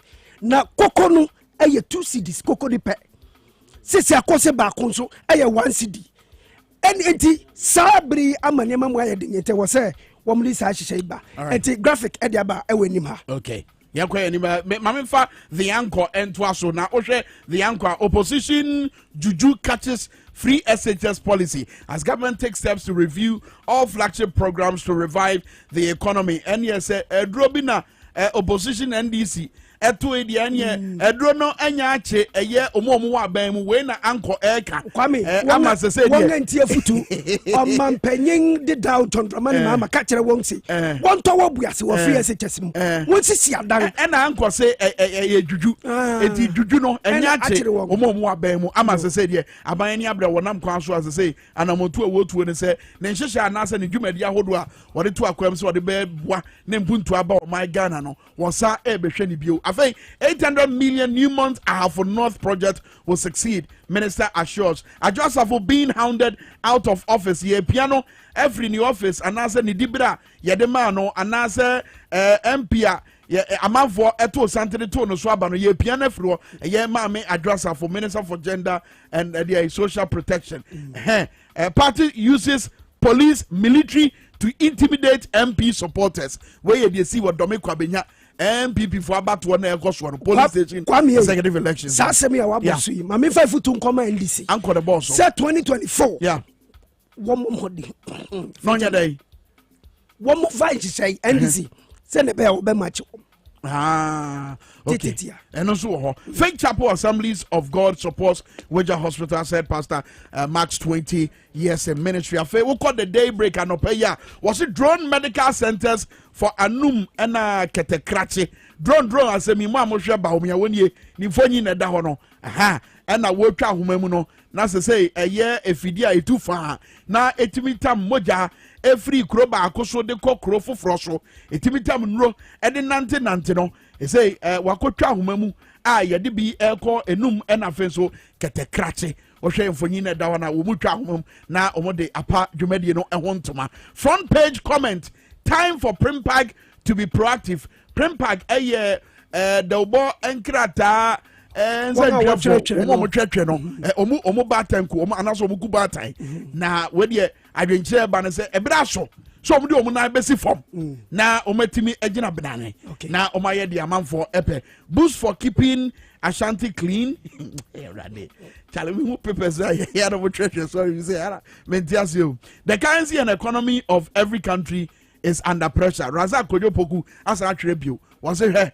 Yesika ya ati aba for my ebete ama na feso yesika sema agiegui enye Ghana nkoa na efesi problem we ama hodo no na efesi sa problem we ti munya de mo kika no kojoboku na watwira wa aba day break mu kwame nyame adoma abusumi ayebesim no ye nuanom nkramofo wabeye Ramadan. That's right. Enti graphic ebon amania. Okay. Kwame to asoma me. Mame to aso with the Chronicle and pay was say 4 days after judicial committee ruling there is fire on the mountain, time bomb ticking in Kau, and also the front page of the Chronicle. Akufo-Addo worried over non-compliance with ECOWAS court decisions. Policy rate up by 2.5%. And Afenso Esumeja to get new chief very soon. 2-4 assures Parliament not ready for State of the Nation's address. If when you da a year crater Alexander Kwame na apenyo marking. Nimfonyi ene da hono was say mna so bedwafie omunya krado se mampanyi ede State of the Nation's address ebeba na wo hwa Chronicle da bia wode quotation ba akoba ene wode aba Matthew chapter 6 verse 30 was say and lead us not into temptation but deliver us from evil. Why any ye boss ampa ye ede amano Chronicle wonsa so ma obetime akenkai Kwame Daily Dispatch ewo hanom na enima ode Ghana mampani abedi akire Baumiani Foniaba, if your mampani did John Dramani Mahama. Now, Obed Asamam and I was say Oricasa Fahon. Uchem said 2024 said Baumia a contestia, Nemamu Beding, Ama a John Dramani Mahama. Kwame Traso. Mamisha a year Business and Financial Times and a pay was a Bank of Ghana hikes policy rate to 17% to hold rising inflation and falling cedi. Eti Eshaya Bank of Ghana, ye said a beya ebebwa. Na sidi na ho de na ti aba fam no eno eno de ato eye krata no enim eda o screen no so say wama eye policy rate so afesa osha policy rate in definition I say policy rate is a key lending rate of the central bank in a country. It is a monetary policy instrument under the control of Central Bank, Reserve Bank of India, to regulate the availability, cost and use of money and credit. Eti bosia yebekwa akobon wo sika korabia na fenso yesika yesidi yesika o man bi use no na ho den e na fenso said e normal bo ACT no eno ne policy rate. Eti say ya wo de ato akwa no say wa maso de akọ 17%. But the botai ne say wo behwe said be ya normal bo e kosoro no e beti aba form na sidi na ho den age agu no so eno so bibi e betimesi question ne say bibi besi ampa na Kwame ni kwakwa mama fa Ghana Times ni ma mampani Akufo-Addo mfoni wa ha ana ochirem se ECOWAS community court no wonga betena wonga ba sitena ewo enkahanum ana o mampani ko kasa wo ho ana ochirem se gina bia court ni besi no ECOWAS fu nyina wo hwe se wo beji atum Kwame enti da chese enkrata no dodo na no na but asem minim se asem ba ko da wakoma so ansa na ye de ni nyina aba na wiye ye da wakoma so fire ne enko and home na catch him say and some she's a Ghana for bo kodo Ima Big Mike si ebama kwaya yema man from free would at least 5 ejina homa Ghana GHANA 5 enipa 5 ejina homa Ghana or say 5 no ye one say ya eche to me power 97.9 sir eti yema kwa nipa num free on good na aban adwempa wode abeto dwa say wo betu anamo 16 flagship programs wo ba be review Ghana for pay mo say look ya be kwan no ya ma for frɛ wo fra bodi ba bia wo fra free na kwa asem no so aban be review 16 flagship programs e pay mo say 020-898-4166. Hello morning. Hello morning Kwame. Bodi ba bia wo fra free na kwa asem no so mama. The Lord Gaddafi me very down to my work. Not our risk electoral area. Yeah, call flagship programs. And but your flagship program no any free SHS free SHS ne planting for food and jobs. Abai say was say be hwe bi Ghana ne pemo say. And just last the mama kati an kan review. And am say obetwemu. Nti dey am so obetwemu. Nti na chese wo de ne na da ho no ye call for so 020-898-4166. Hello morning. Hello morning Bodi na babia wo free. Good morning. What's up with the Manuel sir? Manuel, yanko yetiau. Me so me ko me fire ni yanko. Na na sum je nka me ni. Fire ni yanko. Me ti tron ko an wo twa. Se ma wo kai enko siaga wo. Enko siaga sasai. Kaka se mo bi ti enko siaga wo bo sasai. Enye dia wo hwehwe na ode ma wo no. It was one jini ndi o. One ji aban ni. Hello morning. Yeah, good morning. What for we dinner baby of free? Anas, Tamale. Anas, yanko. This flashes to Mbabane, they just want to go and sit there, chop big money, and make useless of the country money. Mahama Kate, review. Almost review, imagine here said cancellation. Is it cancellation? Wobisa? Ghana nini buso, afa yemfasa akasa mienu ho. Okay, yanko. Hello morning. Hello morning. Good morning. Mr. Bodi na baby of free. Within the Nana Usu, make a western of Jaboso. Nana Usu fire ni anko. Hey, I'm a mopani. Nana Usu. Ni enya dia wohwehwe ne aban de ba no. Papa mamu we die kotobe kuma pa Ghana for mo mayen finance from na mamu we die. Mr. Benda say na uzuna wakasa no yenko matisa amanfo frefri swame amanfo frefri anomanji fie anomanji pola say hello morning. Hello. Yeah, good morning. Mr. Bodi na baby of frefri. Yeah, that's from me. Kwasi time me frefri ekropon ekuapem. Kwasi san ye ba be review a year flagship programs who ne say. Me meka found your free SHS no. Abrofin use word go say substitution by elimination. Yeah, those I saw one med substitution by elimination. I saw one med. Now so the bank ko Jessica group. We are sikano no won sanka obanso no asanga simawu. Mahama kese obe review no. No say oba be say free SHS mo oba be say no. Nti say also oba be yen say oba be review. It was oba be say na oba be yen. Wo bisa wo Ghana ni wo tuato wo to aba wache na adwen wo bisa mo am Jubilee House. Hello morning. Hello. Hey phone na nchen wo de okofo fro. Hello morning. Hello. Morning we na baby of free. Pacha me first akotema zongo your friend China burger ban hyehyɛ ya na sɛ ne dwumadie dunsia di kase paa no wo so osan behwɛ bio ɛnyɛ no na wo hyehyɛ so obɛyɛ bonse manan Pacha brofo review na ye ka ho asɛm ɛnyɛ no na joma maka ya mo se review no kyerɛ sɛ obɛtwa bibia mu no na ɛnɛ ye see review the only benefit is your mama or Yankaba. Oh, Samu. Let's say an agent because who the policy every month for. I was a woman in before traffic. May a share policy now would be by a month for. Yeah. I bet you almost say, I bet you and I say you. Yeah. But net with the about free education, I don't know I didn't say. Nothing for food and jobs, I didn't say. The policies are there, I didn't say. A friend I will say, young class in a review. Medase Ghana niba medase pa yamfa baby enu bi on ana we say okay mo say hey blues. Hello morning. Hello morning.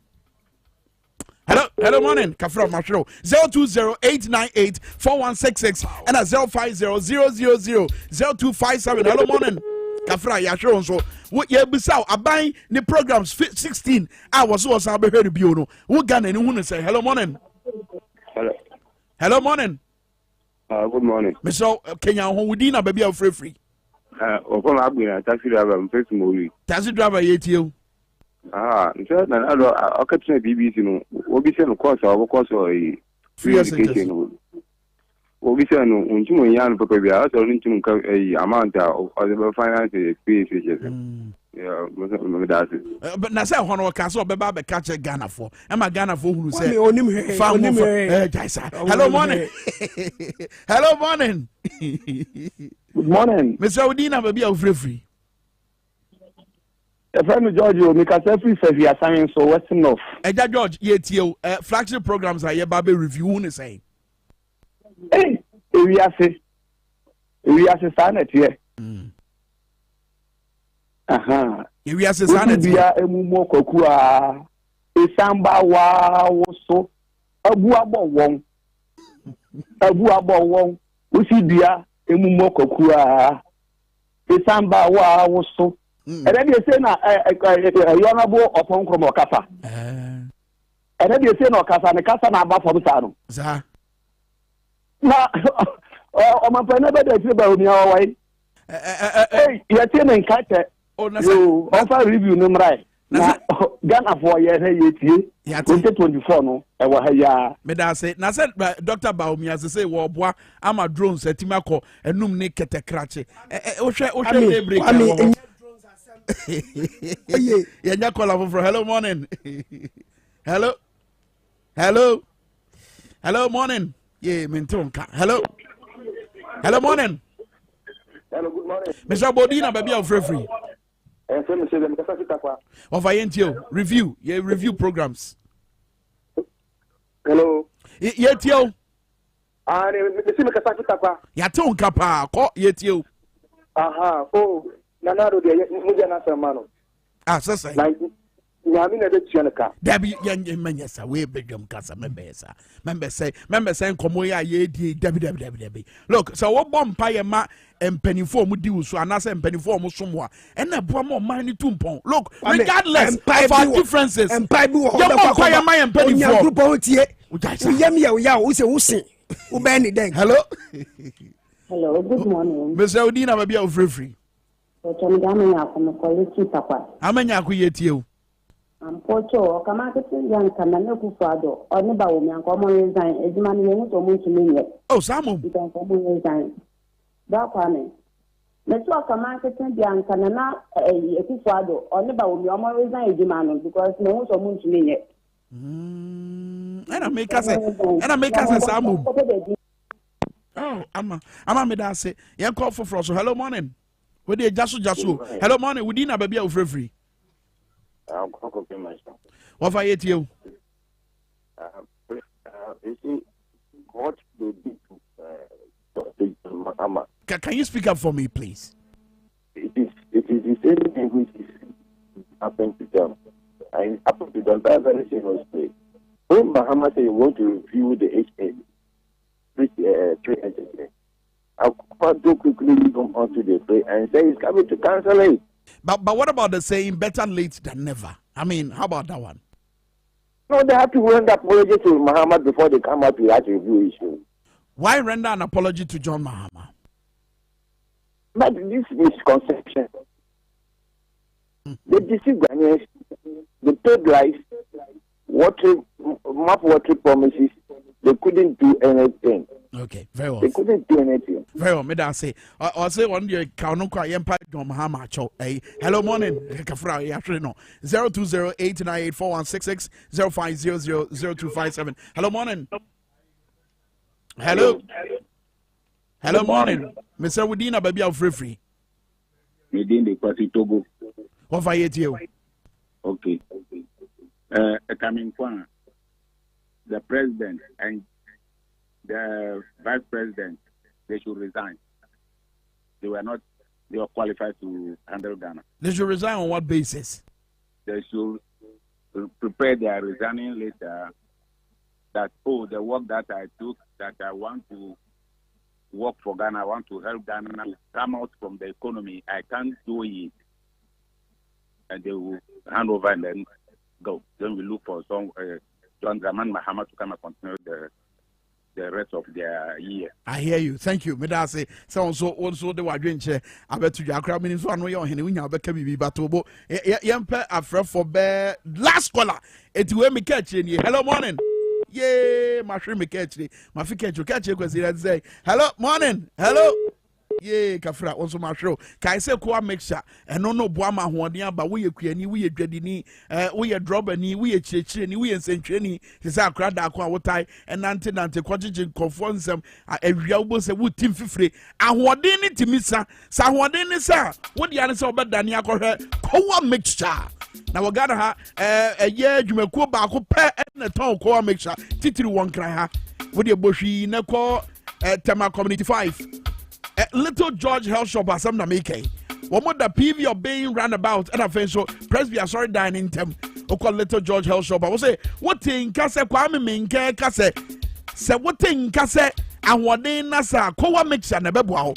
And the what thing canon I would dear Kwame Minka as some now ba a year Little George. So what pe kowa mix at all. Is there no ebeboa? I'm a wadiaba. Na dear wo mu kra ne se ko make sure e dro na hwam esaso e de ye de no bae do na na ye etie mane ye kama to show sie ma hoden ba. Little George Health Shop, Tema Community 5. PV are being run about in the Presby sorry dining term and more from 0243 140 213. Kai se die fo agya to sen kratwe.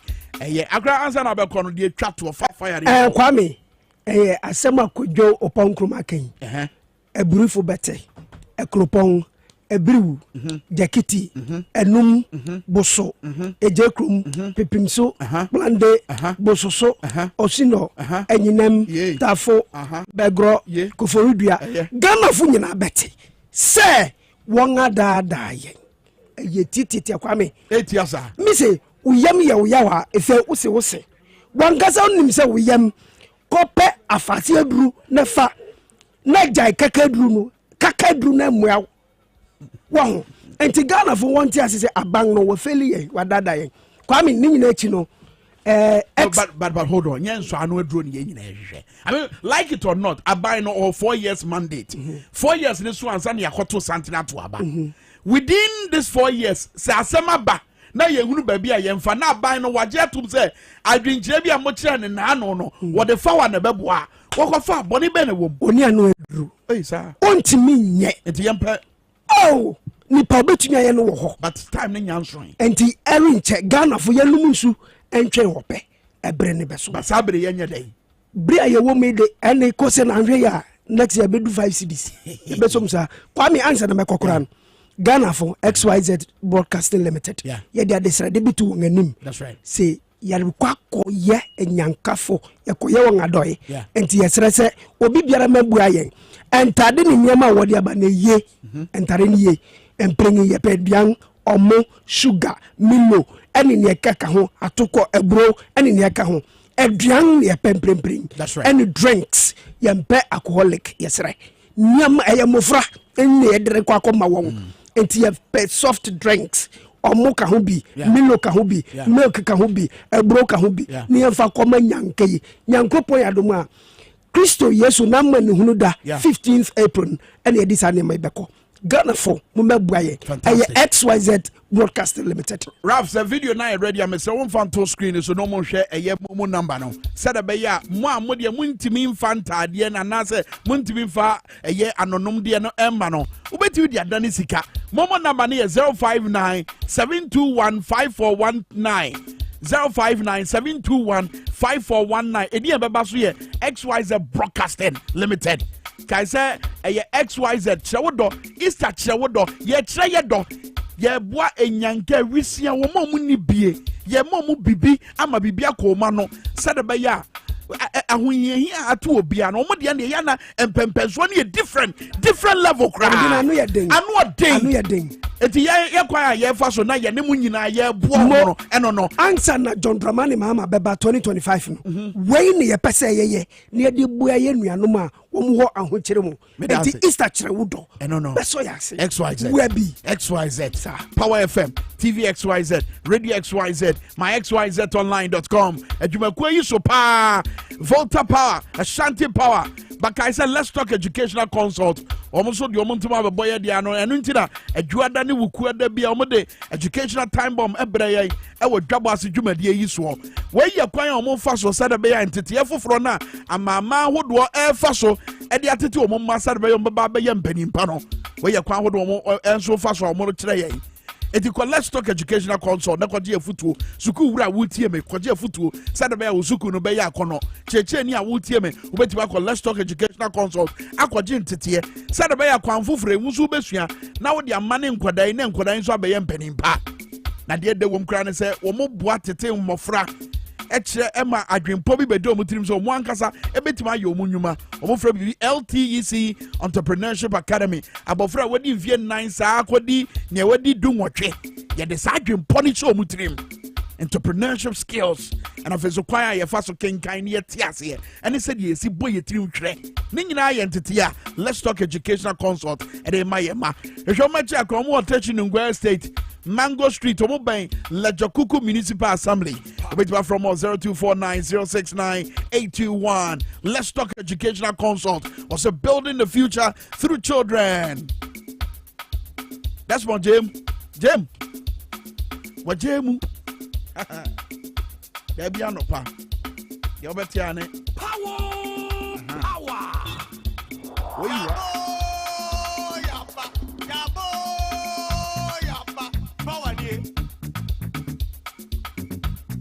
It's official. The superpower of the airwaves is here. Power 97.9. Birthday mood ni yo. Madam Stella Tawia, aka Abinatu. Wonyum ni.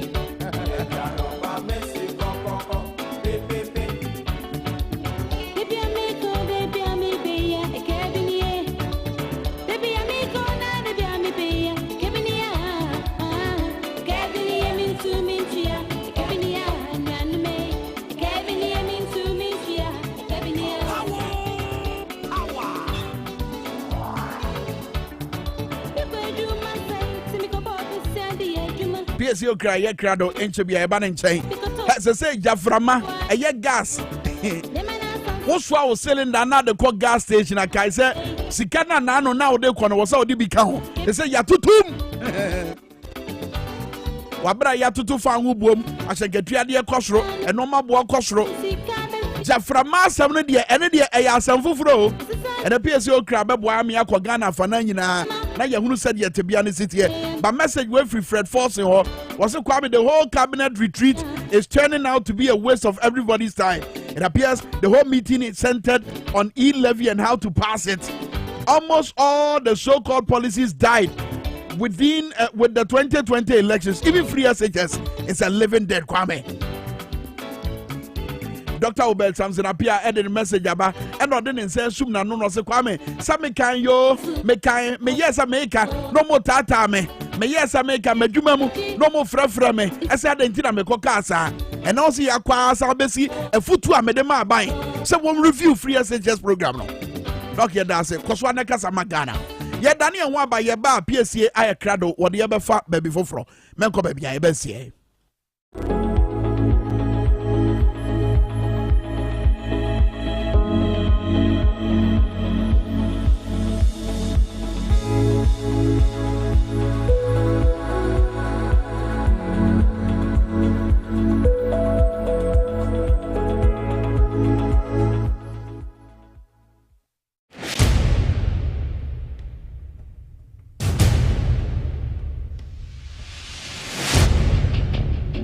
The average human body mass should have at least 60% water for optimal performance in any physical or mental exercise.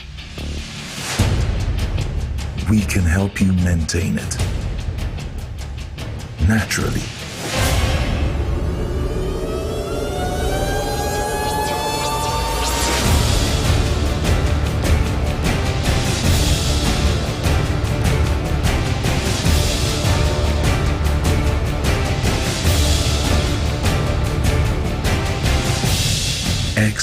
natural mineral water.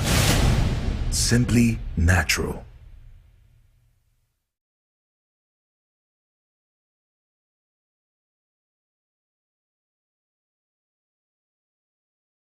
This advertisement has been vetted and approved by the FDA. Hey, good papa. Ganabam, if your what apostle, your waist, all your body, you make bazaar. Thank you so much. Thank you. Me bacho ma me Ganabam me. Kese ni mi no keto ana ni ansa.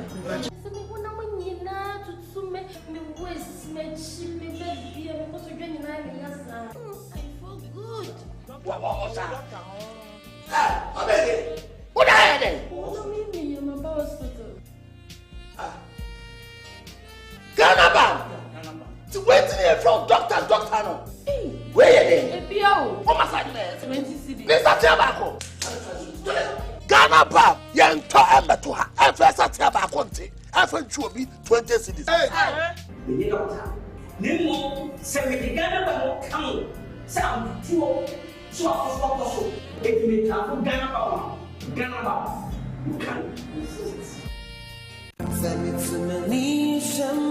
Easter Trawodo, Menso Mediani, XYZ Broadcasting, Eddie Easter Trawodo, Eddie Ababa Boads, and Yasam Katua. Easter Way, Yabetre Oman for door, na Oman for Yetro Modo, Ayan Crofua, one more any Ashafo, and Kakani one more in Yankafie, Yetra Womodo, Amanyankopo Donoso Asomoso, Enti Brabeka XYZ Broadcasting Limited for home. Na Easter Friday, 15th April 2022, Yanko Inyankafie, na Yanko Yadoye.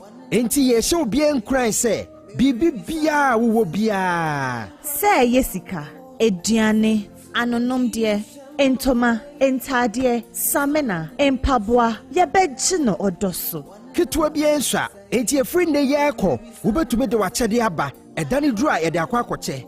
Number now ubetumi de usika sende so. A 0597 215419 0597 215419 Number busem etre dunkron ninjichemu dunson ese ni wo hunu ohiani mobono waye edima nyankopon na nyankopon so ese tuasa nipa no eho ka Easter Trawodo menso medieni Bejana mama yesei.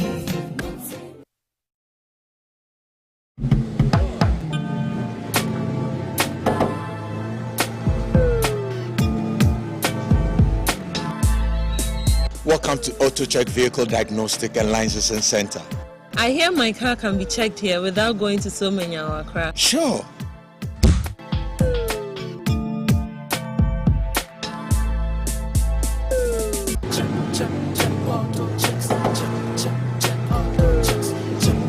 Emission, check. Alignment, check. Brakes, check. Visit AutoChecks at Koforodia Aquadrum Road for the roadworthiness of your vehicle, from saloon cars to heavy-duty industrial vehicles. Madam, your car is now ready for the road. Thank you so much. AutoChecks, check. AutoChecks, your safety, our priority. Check, AutoChecks.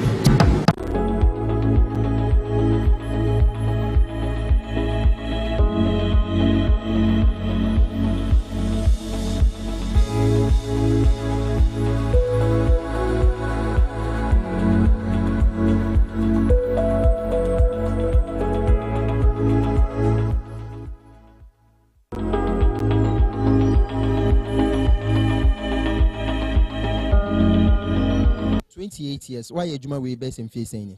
Okay, for now, mine by 15 years. 15 years. Who school do you code do SS. We SS. We SS in facing. We SS yes. Nancy, a man for say I had the chop bar for restaurants for higher number to mujent. I'm a business. And bidu na bonya de baisiano. Watuto enyemem tuaima isia gas na boy de most more teach be doing so I'm an boy into my easy waba beto firewood no. Best a day nipa do send it to me babeto first na gas no bonya de no na nipa send na babeto.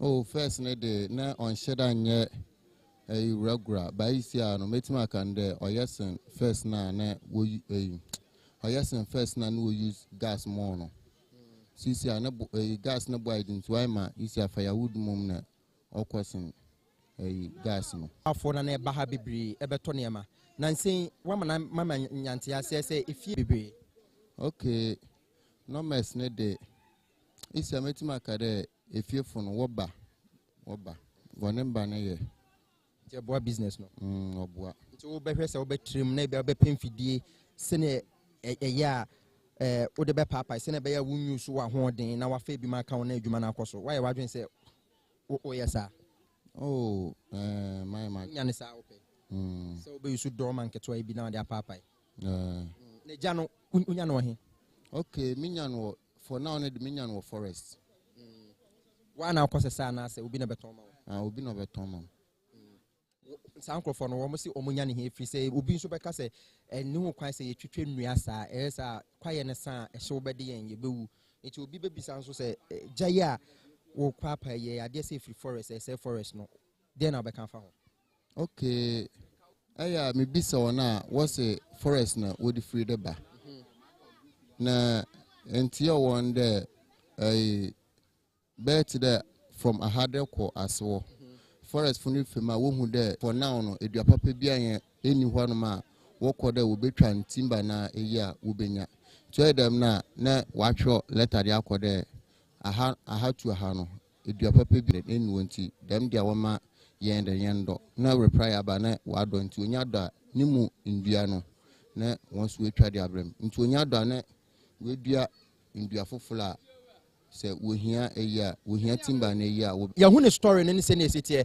LPG boy den ti amanfo toja eti area hanso nwia wa ha bebre eti ye be ne den forest no yen se na mame ko timamfo no na emimi se omo senti ananse wo mani abra wono mo soja bebre oh ye nkadako yetumi to nyina be 300,000 30 cedis yes de bia anti de bia to 30 cedis de bia ye to bi yes 21st century yes say bo na ye bo ewiem no ho ban nti ye pe clean energy ne gas adentina ye use gas nim ye ntumi mpo use ye djuma ne boboka gas isa ne boa ye de ye ntumi mpo nto first na moto ne se ne first na 10 kwa ye to no 80 cedi ena 1.5 1.6 1.7 ye ntumi nto ketu an kwa 70 cedi e wo bogoso oh wo bubu ka mpo ye de ye betume ye be wiso ye de wo mo de abenti ye beto o se kwa ye na ye okobu ba ye beto kwaye no enuane sa enuane do ntumi nsa enuane ntumi nsa okuro yim ye ntunto gas eh ye hu a kire papa ye mfuntuma ye tim ye so gas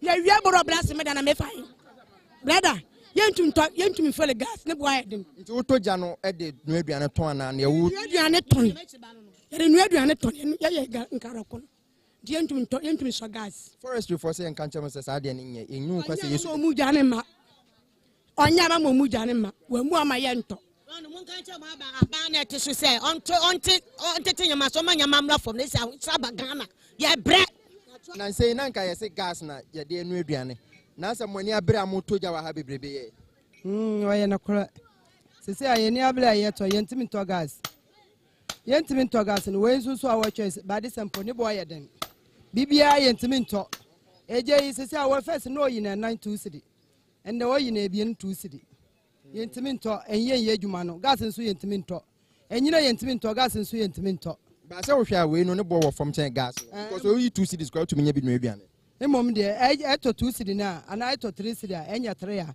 epepa nketen na de ahye wo muhia no we aduane wa abem nti wuto bese 2 cedis ana 3 cedis na etumi di bese ma de bi me to 5 cedi a me fie aduane nko a me ye aduane me fie aduane nko a na me de ye eje ebetuma di na he da koro na wasa eje 5 cedi na obesa chese mbe ya be nkwan ebi wo a me so me ya yoyo nkwan me ya yoyo no me so esu ansa na masana ye froye ansa na masana di etuo nsu no esisu me ka wi a na me nua nsu hyew kakra de na me de agwale nti ana se wo de nua nsu de nua aduane na wo hwa ene gas no we ni ye echen gas no we ni ye pa chen gas na ekọ file a o chela ondu 1 month na asa na akọ file na se nyeska na chede ebebu ada na mame Ghana ha emra kire se enu kwan se yetwa enua ewo ye kwaye mne ade a ban pese ye dua nnua ni bebre oba ha ya mframa ye bo fan e de pa nkran mframa na e wo ho na ye hye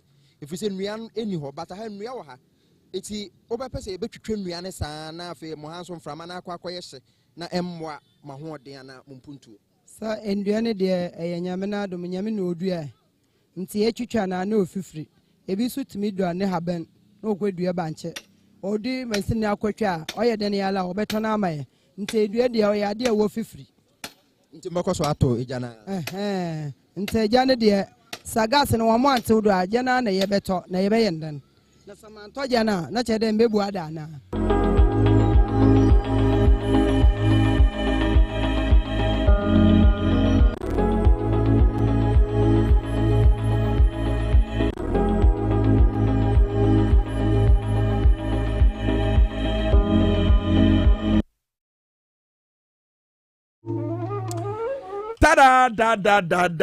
Dam. That's right. DWABO ASE opa 97.9 at TVXY ZWABO Yadamase Samudi Echina Jamframa hon komo no yegusu a yedie PSO cassette said ye chamo dada no se wotu anamona wone Ghana fo bi kasa e wo mo se wo se de ejana no mbebubuo bidie na no mo de besoja se de Jamframa no ne bo ekosoro ene PSO be ye bibi foforo obabiem na mfonyi ni watwa ami ehuru sede tebia no esitie wo Ghana fana nyina PSA wo abra metu ama no boye nkomo wa kwame se na osika no sa pepepe na che ye be ma etiefo ache ama wono makwaba Power 97.9 kasa fidie so na wutie sa wutie live a hwa na fe wohwe TVXYZ so ewo TV so ye live wo Ghana web DWABO ASE dwumadie esunie we ye wurewura fie mu na kwakodi nkomo de afa gas ahodo anase ye jaframa mframa ye de no agya ye de no aduane a chese aban ede eto akwa kototo so na tesi a ehuri ekosoro Ghana fo bebre na tese ne ndra ye kan ye no ekire mu se ne board nti wono mu ntumi nto nti na ye ko edwama so hwe nkoma na me ne amanfo edi wo Western Region omo kirem se omo the forest de enua na ensada nti omo koso abusa because no kra no ne board da for PG sese ne bo ehura kosoro miwa aban so pese nipa bebre yusu bia ye se bibi di clean energy no emmoa emma yinsunso so bone kan hunu se ejaya ye yusu ye so anwusie kosoro esei ozone layer no enu ti na mpanyimfo wa aman aso akọ benkromu se yenyusu clean energy bi na jaframa na afi sa anema no tutu ekowie ma ekosa ewie mo ma wi ahye no etumi agya ne nso ye betumi adura na yentumi nduru ene ye ne timamufo bedidi nkomo de afa ho ye kọ ye around kakra na akwakohwe se na enema si kọ ewodwom prices no vary kakra depending on baby awo na akwakohwe se na LPG gas te ketwa no etesen kese no so tesen eti ye kọ sese makasante yensem chuoni obutu bono mantemu sunyane fiapre enafe chira ene nempotemu brekum doma ede ensem na ekoso techiman makasante good morning ukchiri fa hefa na LPG prices no sesi asan na sitie pote ewo bono mantemu na wakwaba ede ba bono mantema hinkro sunyane na ne se enema akosoro bibia bo akosoro ama LPG gas so a kaida edimo egige omaguma tse taxi driver fi ene afi omo amode no aduane so afie mu so ade omuguma so wona ode no aduane so efon so di omsika so ade omuguma no nimina apega ama ne bo no akosra ma aweho ana aka omo a edimo etwa ho adado na anopa ye ya pabo mu efemu ewo ho bebre na so no ene kame ayese eho ayedin a eba maako sanso na yede ekwe mu ewo Trinity Oil Gas Station eno so sta na ekesi ameka sei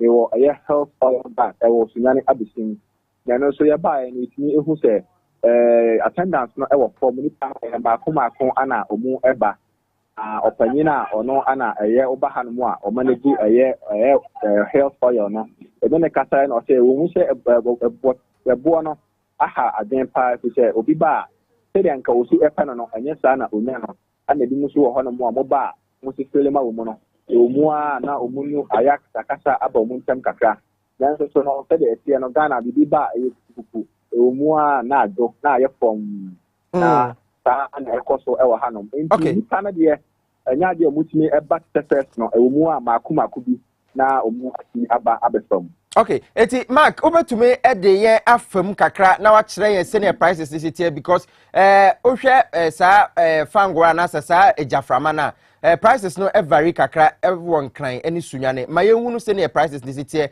o bebi a ugina pote no this year me say no that well eta no 6.60 this year me say e wo sunyane 6.60 ana e wo hanom eti eno kwa ne price a ewo ho gas ketwa no wo mo fele ne ma wo mo gisen tenten no sesia no eno so wo mo fele a wo mo gisen na ye fan compare eye Canadian no na ye hwe ebo a ababa beto so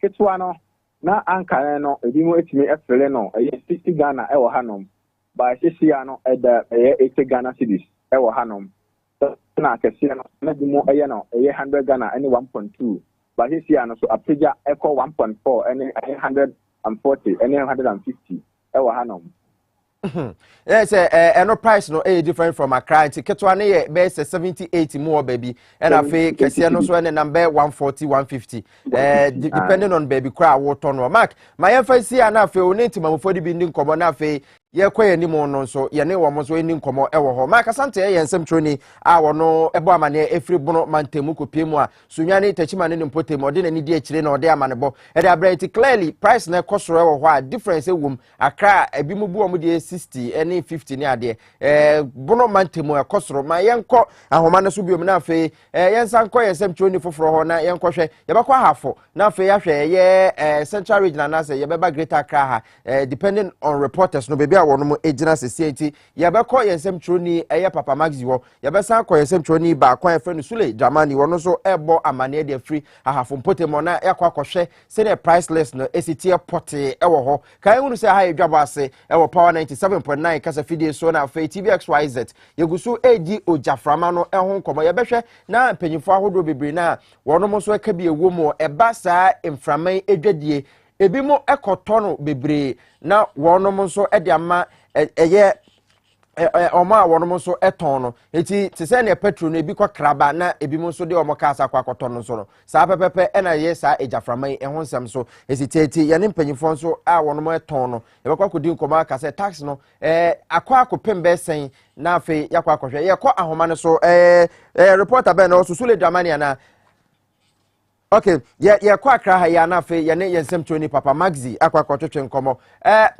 papa maxi fa na ogina porte na no pay yes ye mi antia ye power tie for any TVXYZ afefo nyina na ano pay mi gina ye kaso akwan ne so ho no mo ye pre ba bi ayi town ho no mo na mi gina na dia mi gina oil marketing company limited omo ton gas wo ye ayi town na ano pay ha no mo na maba be dura mene eye temamufuo ene wo mo ton gas no eba be chicken komo ene anopai na piesie eye de ya enche ye ena ye te se Ghana ban se gas ya ye to ede ye aduane ewo fie ne niema ye de gas ye nyina no wo de entumu aba entumu ne ba ye no Ghana fo nyinyi bebre esan se ofipa gas filling station na wo ba be to gas ya dodo a we se wotimi to no wontimi to esan se ne bo no apagya entinifika ni nuro ntika kra bia wo betimi atobia no na wo de kofie no de akoye nia opese wo ye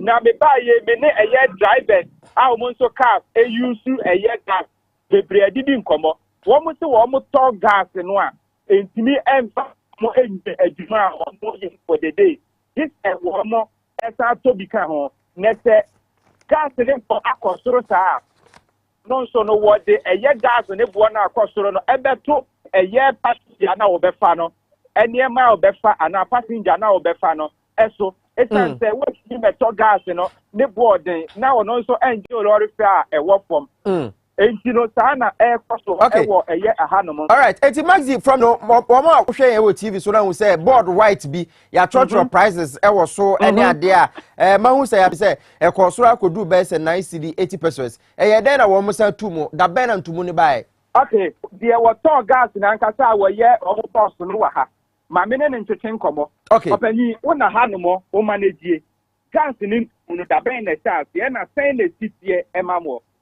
Okay, gas and no fine says every 2 weeks. I'm to gas no. 20 dada. But let's say beginning of this year no na kilo per kilo no 7.96. Last year no according 11.40. Until beginning of this year no now 14.5. No computer no 115 cedis. Okay. But this year 165 cedis. In the end by let's say 3 months, 50 cedis now better so in the amount of continental gas. So one that's all I have to see will be the 14.5 by now okitamoto no serious. Get it for serious gas no better than any serious. Or for 20 cedis or 14.5 instead of 165 cedis or for 20 cedis. That 20 cedis how many days now they use? That 20 cedis like 5 cedis and 10 cedis. And a bad year. It is just a canoe default. It is on the main tongue to do on. The next say will be back. One no the sick and insulin to the plan no at all good. No at all. It is just a say you use machine dispenser. It is over 5 cedis for it label. No, or for you and now 5 cedis and 10 cedis. No, samba. Nti ahunche no de hopa yes natural say one was so more cylinders eba gas filling station no enye wo mu nyina na tin pan of full no na mo mu onya 5 cd awo ba wo mo de omo man 5 say de wakoto bidie say we nya kan awo ba na ye de akọ na papa bi beto obi wa hanu na no pa piesie so wo be sha eye car pick up bi a cylinder egumu a me de picture no emane mo na papa na no pay ya 805 Ghana city and now what be you ever had walk on you now will soon as you a son was said now what day no ain't me money says you cannot get them 55 and now no pay ye next gas and no boy echo from now say no yes gas no on the cylinder near what can power one more year restaurant no more to brodo no one more you no ne boy near 648 Ghana city and 55 no so no and no so body 627 Ghana cedis.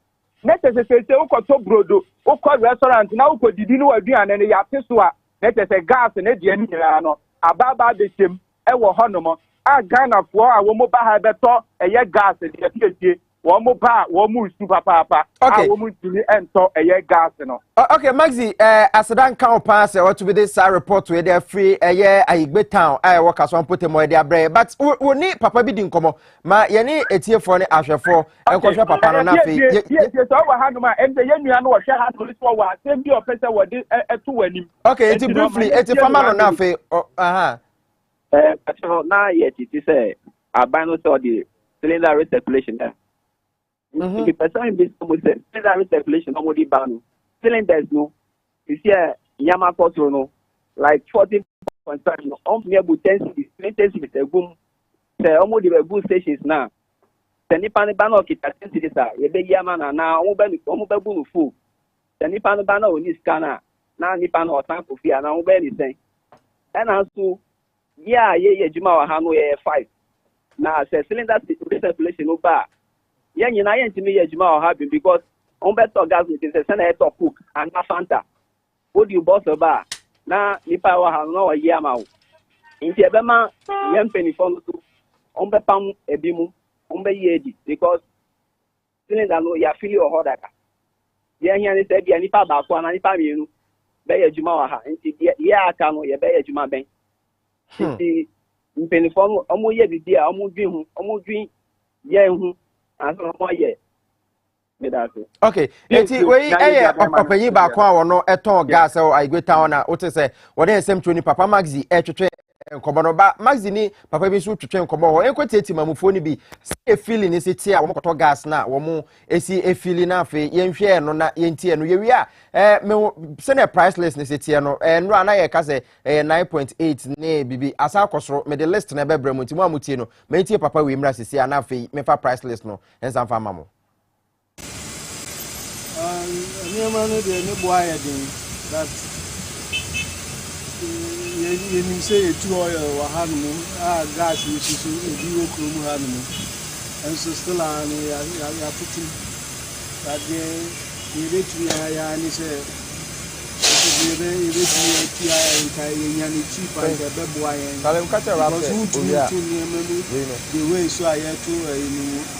gas and fuel using Utia for a human, no Utia for a few.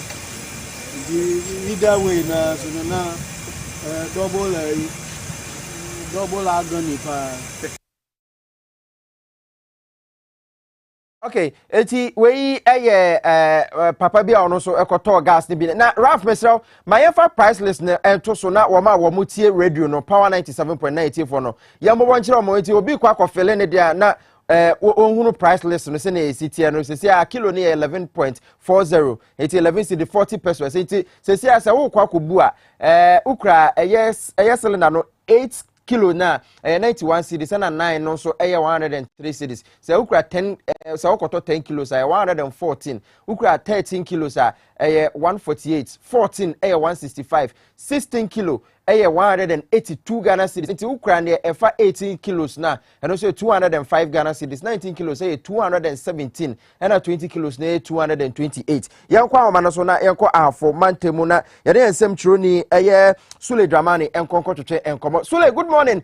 Ahafu ujina infa ujina kukuom ana goso ana mem ana se nkasem. Mijina ahafu goso. Okay, eti ukoye no LPG bebe awo moton no feeling ni te sen ewo ho na amanfo moton no ehon sensem te sen. Yo, anope me bo anan ebedru Limited gas filling station ewo goso kukuom kwanso na me ba ye de mi hun se amanfo atire so bebre ewo hanam to gas no nemom na ewo ma na gas aba gas na eyusu de gas na kese ewo anti ewo ma na gas aba no o ma ba veto na o ma konti sisi ye na nipa be se enan e de omo gas cylinders aba be si hanam a o ma ba be fele omo dia omo ko na no ko ewo mi ni se enya de bi a me ba ni obi a ba di atimi a fele ne gas ne se ebi o de aba be si o se fele na enyema nemom no oba se de kika etie no ana o ka kire omo na o ma bua di amana na okọ na yaba ha ye ni mpenimfo omo hwe gas filling station no so edi nkomo ana omo kire se emprempre de gas ne to no ne bo na ayede ni ye papa anti driver so ana so omo to edi ko mu fie akwa nu aduane ne eba obia e complain sa enti we de me se ho me ne adofo ni bi ebeti nkomo na yahwe omo to gas no ne omo to ne yetimi ahu se ebia oba beto ye ne sen ana ese ko ana se ono so eyusu ne car no oto gas na dodo sen ansa atimi ede na akwa koduru ehe nti we de driver ba engine komo na yenhwe all right we de mo akwa ba ede ba Power FM TVS wide so yeah na apomo ko de uchika ko hin ya ko san ko na san ko re o ba beto gas ma hu so o to gas me sen na o ba beto na auto 50 cedis na ebe ya actually na je na auto 50 cedis ala America bu 40 na me se 990 le bebe ti ma kwaba enti o ko san kware ya ubu be se na timi de wa kwaba be ende o kan no la to 70 na asa na all the passengers na kwa unya sen nya 80 antina incident aduma na oya na o dia bre omo mu we na okofie edi pese driver ni ba ko ana ye ne no adi nkomo na yenko na ye ne driver ni ba ko ensan ni nkomo na yenhwe ono so ochika ekohe na gas no krampo no se na ne to etie driver me mo akwa aba na apombo for there kami adu na so ochika ekohe chika akwa kuti na akode mahu se o ba be to gas na what am ma amount ayamana pasha neman koyo e kwa kodi ba neman koyi atutu gas ba mai se e ye dwe wi nya ta tufu egu ken mata de hu ne ye ho abrabo ni ye sra mo se mo hwe na mo nye bibi mai se de koyi kura mata koyi yo ya da se ma okay me ne ma me ba nkomo na okay all right ma me ye mo akwa ba eje ofa na apombo kore o ba be felo gas what feel na na ma pa choda adinza na ya na be feel enya 1 week and na am tini be so me so e asa Antimania, the Astroma, about the hand of a baby, the crime, I want to know you and you say gas no boy, then no boy, the identify. Okay, yeah, that's it. Yes, yes. Yo, eti Sule, unim Sule, say say a free won come or twetwe a wo twetwe. Ma hunu say as a gas filling station so mo a wo no mo ta to gas na free mo ho no. As a akwakwaya driver for and a door so ewom. Ma yendi nkomo we wo ho. Wo hwa sɛsie bebe o gire kukom kwaso wo kukom ne mpotem ho kɔ no bɛkɔ ɔmo wa akrodie ene Gambia ena fei so ayom so enya dia sankrofo no wo mo eni be gas ton ho bebre etesa na entesa minua mi be pie mo ha be se don hwe ene fa no ya ba be sɛsie na mahu ni sɛ gas miensa sanso na maame na me ni di nkomo no aba be to gas ekufie na embe be atwam no na yetimi atwam a yetimi amafo etimi ebe se omo ba be to gas akomu fie na ese de nkama ese gas na ne to aye de enya hanko na mdi kan bai mdi kan ko George Baye gas filling station me koduru ho ne de enya de bia na obia ewo ho nom enti amafo na ekire se previous time no se de no mo so to no se say aba be times 2 and times 3 enti omo ba he nyina enya de bia obi etimi aba bebu anaso wa ba be fele ne cylinder na ma enti obi aba de wo de botum no no waka na wato no wako enti we de mame obi a ohe gas filling station so eni nkomo okay wa mpempe mre na abre nyina na yenhwe se de amafo ba se de complain ni ets no unim Sule answer kra na wo ko horo e horo ye kwa ko price no ba bonitew ma me se ahafo go so minimum pa ba hwe nkura atwa ho ahia ye betumi aka se saa fo no eye nkrofo a wono mbepe gas to ana wo mbepe bidie ana eja minia se de odi wani kire ahafo mpotem ho an sebi nkama ye se de usinimu no nkurase no ene edoso na yes obia eto gas ni bi obia eto gas na mprempren de me ba ha no mo kire se gas ne to no abafo nkura utimu se obia ete ko bidie so ne bo akosoro nti bidie to no so akofom and they say the jana na obia ata konati a okona afum no akwa kobubu ni da no wa ba beso nti gas ne to ne de omo kire se abafom ye papa. Okay, eti we need to mamufo ni bi ebe twetwe nkobo na ekire wo de amane yen eti afa ma yakwa gas price list ne so ewa half go so bebi awuginan kilo no ye to ne sen na gas ketwa no eye cylinder ketwa no obo fele ne ma ye sen e na tenten no so no omo fele aye sen yo we de mame me no opini ni eni nkomo na onpani na emfama ye opini ye mo wakwa aba na gas no 1 kilo no in sen na moton 1 kilo near 11.13. 1 kilo 11.13. And so, everybody going in 7.59. You see, the system is here, it's on 11.30, 1 kilo. Now, you know, gas cylinders, you know, and the free kit was so, then failure, my aquapim cafe. Starting from there, 3 kg. 3 kg, you know, first time.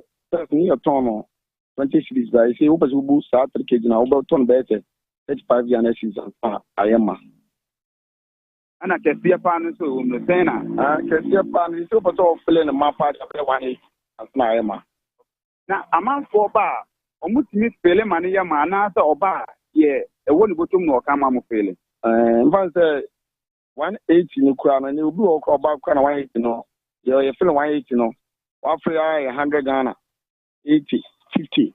So, the brilliant men playing in my view. And can Canada from Friday, on band to Kankan on the aircon. I'm saying, I get a cry and it's gas him.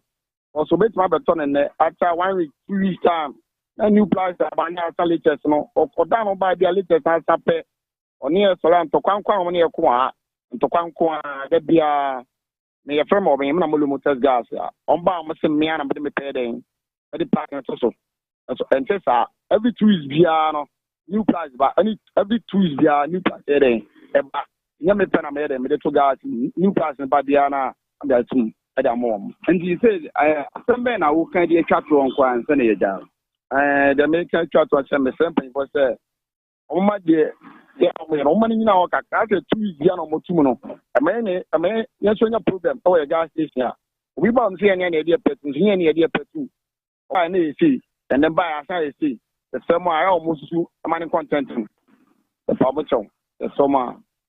Yo, get out it. Chetie nti omo amoto ene omo amoto no to omo nkan e wa hafu mantem ma namfo omo ahafo ene ne mpatamu me da se na mema rain fi so se oni timamfo e be di nkomo e de afa binyeti a wo mo astatiko bidie ene eja na afi ehun sunsuanso a ebenya e wo forest no so e wo empotemu no woni timamfo ni nkomo ye be di akire enso ho ye da se ne adwuma pa a waye enanope e de amaye menua eye Sule Dramani e na wote ne kan wo no de amanebo efri ahafo empotemu gosu mem ena kukum ne mpotem na wote se ye ne no etwetwe nkobo na se okọ so a price no e ya de a go so de ne 11.13 kilos 11 cedi 13 pesos ena ye 1 kilo as compared to Accra 11 cedi 40 pesos na se difference no en shada enye kese bia sa enti ukra gas kese ni bi cylinder kese ni bi na okofile e wa half go so a 180 Ghana cedis Christmas ya na kilo no e 7 cedi 59 pesos e wo go so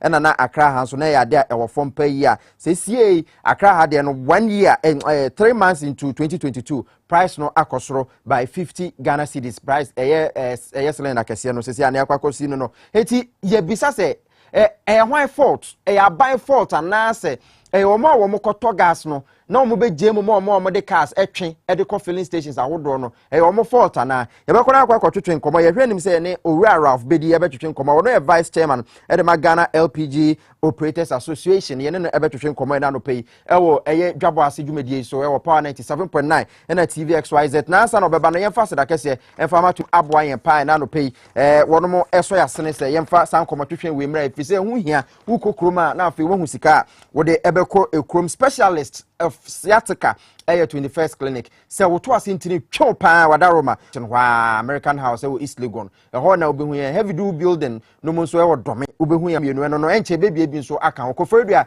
ye ministries okọ ho a obehu ye e wo ho 21st clinic sciatica expert obehu ye e wo ho okọ nkranza ye wo ho eno echi Kumasi ehwia overseas Alpha Radio ho a obehu ye nso e wo ho na sciatica no yare bi ti se ulcer typhoid fever sisi yare menstrual pain stroke any prostate one sense misraw fakopie mo ho ye o machi san yare Fred Dr. Foster Blessed sisi 0540 311311 0540 31131 Owura Ralph Bedi enkotwetwe nkomo wono wo beka brofo kakra but me no ebeka twi no pepepe opanyi Ralph Bedi sawotemenka TV XYZ Power 97.9 good morning yama kwaba edeba dwumadi so.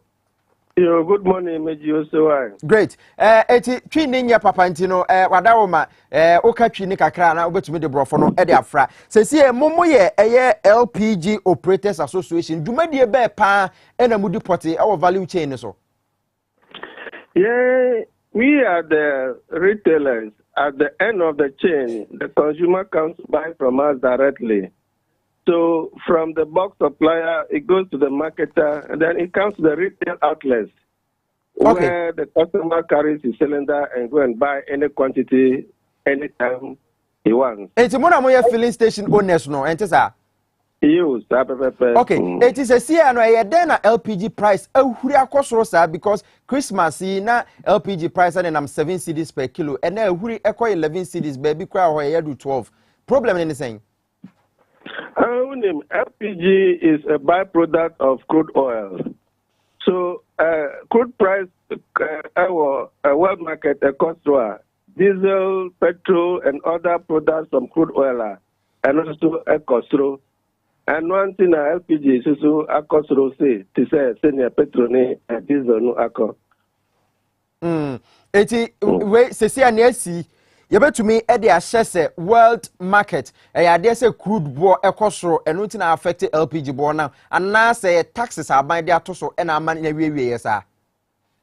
Yeah, taxes there our product those that are there.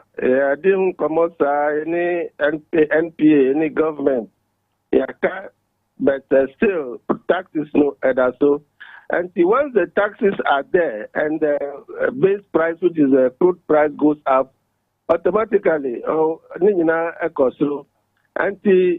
we are still hoping that the taxes that are on the product can be looked at so that the consumer can have some relief.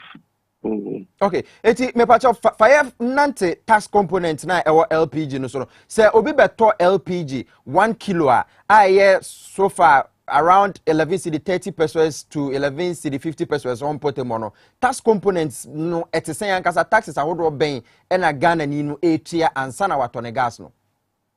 I'm not very exact about the figure, but it is around 20 to 25% of the cost, is taxes on the product.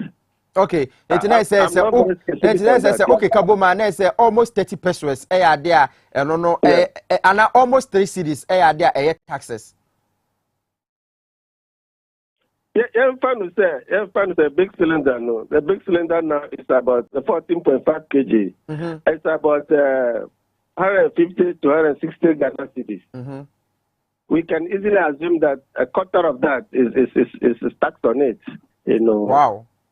Yep. Eti na wo ka bibi say money MPA for aye engagement bebre ma di nkomo adin sa wo so akopim maybe say bia taxes no aban betumi de nsa kan na bia watwetwe bia free so na timamufo no ho atomo nkomo twetwe na akosi e fine fapote na de na mpanyifo no so ka kire mo.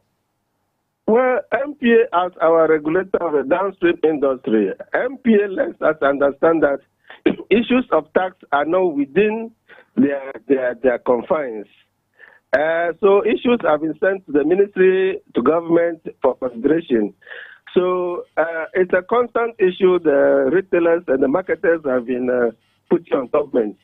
We believe that government will listen to our plight and then consider reducing, if not removing, some of these taxes. Because in actual fact, previously, LPG was tax-free. Government was even subsidizing the product so that the forest can be protected. But a time came, government was not able to bring the product because of the subsidy. So the subsidy was removed so that government can bring the product to the market. But then it didn't stop there, but instead of selling at the price it has been brought, taxes have been added. Now the product has gone quite high. Okay. So we believe that if they look at the taxes, the cost of LPG, domestic at least, can be reasonable. So we say taxes ni si ha adwen na wo ka say ye pese ye protective forest. Now no many intimamufobi di nkomo western region. We say they prefer say on beko forest akobu nnua, then they will use it as firewood rather than say on beko akoto LPG.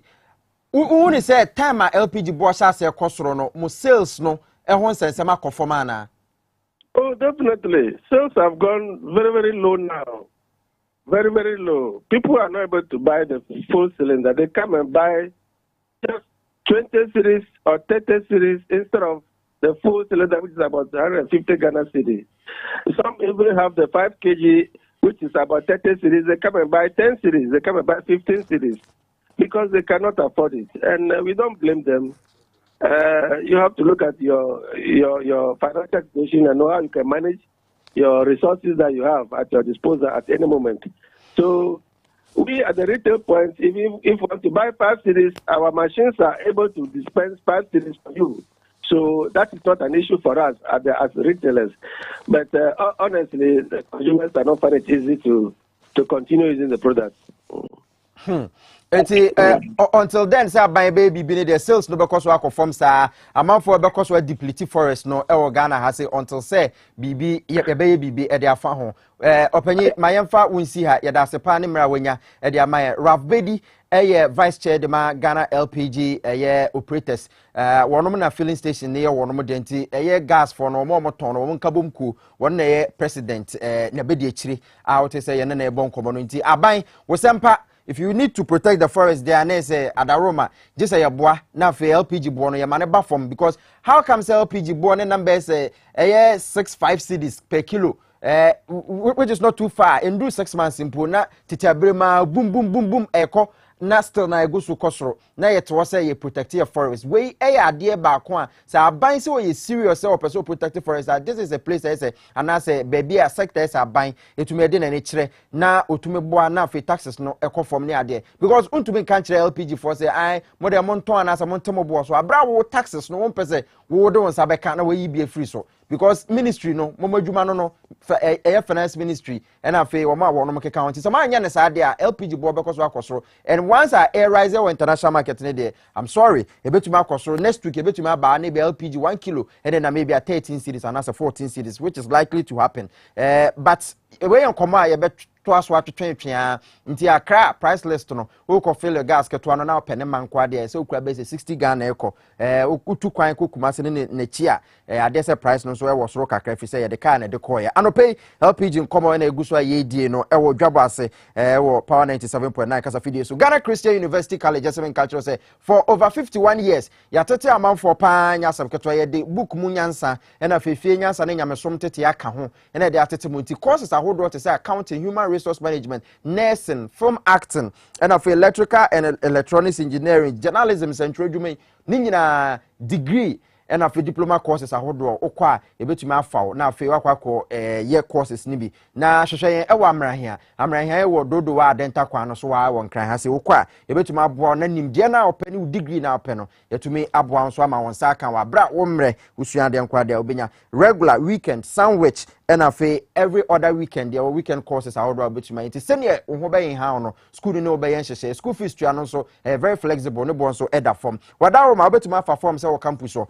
Frey 0204 069 583 0204 069 583 Sanso ena oya bema na wutie mi a bema de maka de bia meka se wokọ sinanimu a wo represent wo busuafo nyina nti menkogu hu animu ase Ganama capsules e wo ho ma se wonya bia ebesiesie wo na afi wo moja no de afusane kama se na beya wo gina so a watuma gina so yie na wo represent wo busuafo yie na utikura yie na se match yie abroche match be obroni ana Nigeria ni ana se Ivory Coast na South Africa ni a wo represent Ghana mema nyina nti menkogu ye animu ase Ganama capsules abade ama ko pebi obetuma no ba kwa no pa ba kwa nwumre ana penso kwa betuma no ba ko pe dakro bia ebeye senkyereni wa abrabo mama wankasa won senkyereni aba eboa pa FDA egitum se memedru wadaroma prostajoy no so odwaso no so untumi njunso yie odwonso no odwonso chimpa ansa na aba ebi kakra ne bia kem mesre ko pe prostajoy ebeboa pa na fe dwonso na akoye prostate cancer ya de etakum mema pa cancer ba ko etakum mema no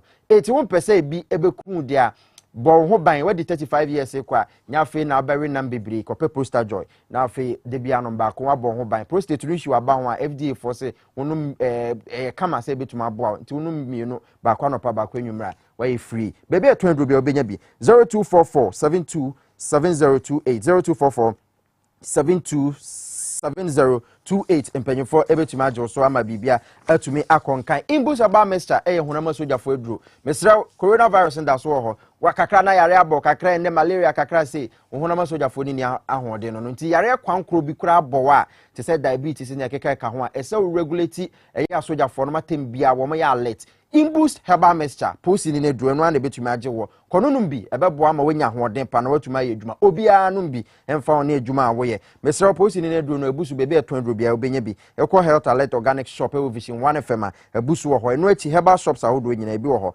0246208496 0246208496 so friend penyufo a nchiremu a chemi die ebetumi de amount midi sie na kwame asom no na yeguso pama chaw se Easter Friday and a Good Friday yeguso di jumadi e frɛ no Easter kyerɛ wodo XYZ broadcasting na ye de aba adaroma entade no ya gibebre moda monfa mo ne mra esichire drinks mo esichire drinks tin tomatoes ene ne ekeka kan talende ya ji a sese adoso eti mesram onya milo bitin tomatoes esichire beans ena fe bro emo wo de local rice or foreign rice or wo de fa ne nyina abra ye beje wa hase na ida kwakoma eye nyanka ye de kwakwa ya adoye wa obeyi bibia de ababia nyankopon bebo ho ban ebi wo na kwakwa hia bim akwahia na okom no adoye kakra bi abeye pene nyankopon yi wafiri mu mobile money number no na wo screen so no radio for mamo 0597 215419 0597 215419 mamudi mumu ne ba no nyame nhira mo pa ye humu nyina emrepem ebebo mu nyina mudi wo pese ebodin ebebo wo pese ebebo nso ayemmo na mmom no ye ka mo se ntade ndie ayeye emo aburo drink adokodoko de monfa mra million ne kekan ka ho ye de kwa koma nkola no ewe ye de besi ana afi kwa memenka asom na afi ewo power 97.9 kasa video so LPG nkomo na ebedi ye wo kyena ye besa afa baabi fufuro biom na afi nsema opese otie wo man mu no ye de nyina beto wani midin e de PSA okra ekurase reporter chief tankers honorable without constituency medamase as a PSO crowd day in Comotri and Abre, Kamadri, Amanfa Kamadri, actual Madri, Ewo, Eja Frama, Nebono, Ecosro, Sansuni, Diamant, Bo, every Ghana Fananina, and so Abram Wekam for Nino, Ediachamo, said ye, Tibiani City, and Equia Wofaso, and Mane Home Wabra, and Noma Bo, Ecosrono, Ewo, my Ghana, no, wait me, Etra home for ye, Ediatre, what they were Kusam so Ebetuga. Ugusa Washer Jawas, TVXYZ, Utia, Ewo Power Num, Nafe, or Mino, Ebetras, and I am Comotri. No, yɛde Abramo Mensa Thompson a wɔda asepa no watwɛka tatententen ɛma ban no ho ne sɛ wɔntumrika ankɔ IMF a deɛ bɛsi no ɛkyɛn kure yi ne nti a wɔkasa no yɛbɛtoto na no na yɛtie ne nsɛm basabre yɛnkɔ na yɛnya adeɛ wei sisie wɔ TV XYZ and live on Power 97.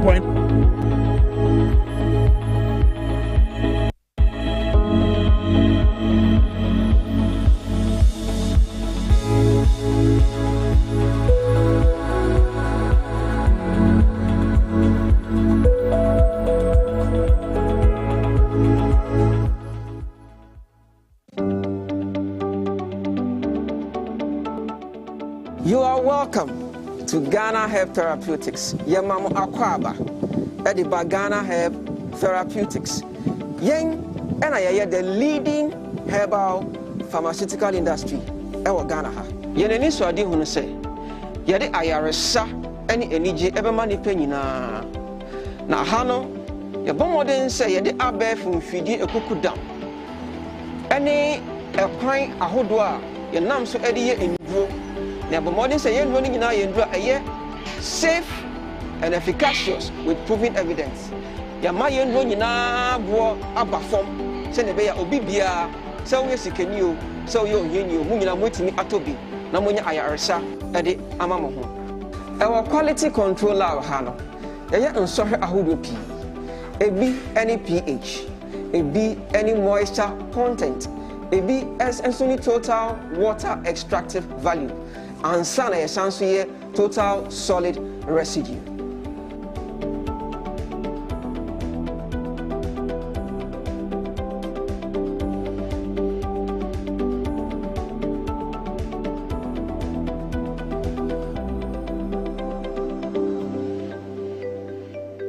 Near Abrante you know, or near friend the pH. Now pH no, a boy am I who say ye do no, acidic. Anase a basic, anase a neutral. Now, I say you're doing it now, you need me pH nintino. See, a pH no, that's a pH now, you can assassin. Now, I just say you're doing a more than a beha drink a crack until I was said, Precopeno, you jai a juma with Donosun. Now, your bomb didn't say, you bear into 3 and I say, you better correct it, Nientia pH no, assassin, and sana, ye the endrono, about thing. Ahano.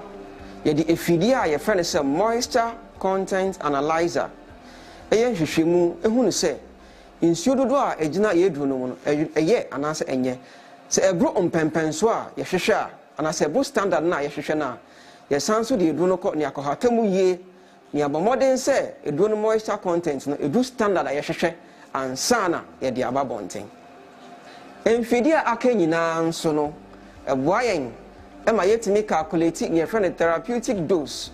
A banner sana you who a dono do a was yet me edigo capsule biemo. Send your bear so no ma a bit me abo juma, na it me asaw yare.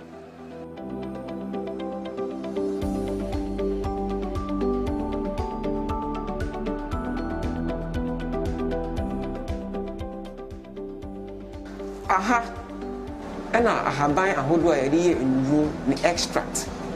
And in your cat in Bununano, your kafra, na yapo, hata, and sana, the endrono about one thing.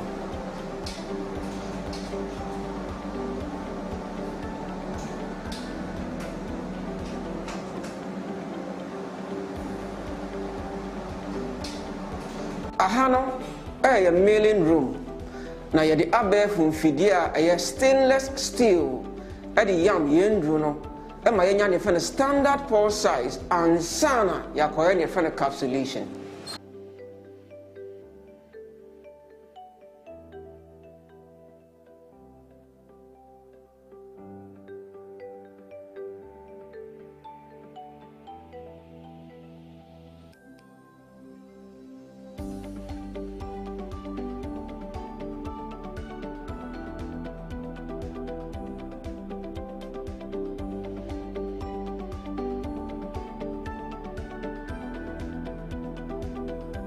aha no yɛyɛ ne yɛfrɛ no capsulation yɛyɛ capsulation ni wie a yɛsan so de abɛɛfo mfidie yɛ stainless steel yɛama mfidie no pepa capsules no ho fɛfɛfɛfɛfɛfɛfɛ ansa na yɛakɔyɛ ne yɛfrɛ no counting and sealing.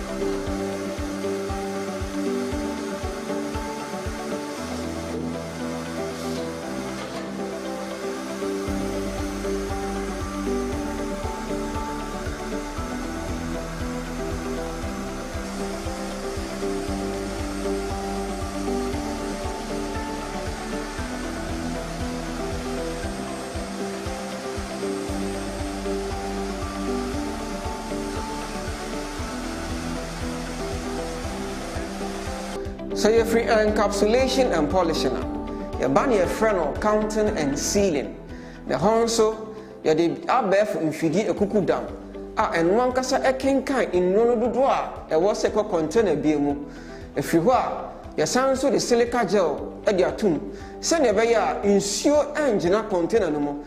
Now uncle say a drono and it na hoarding.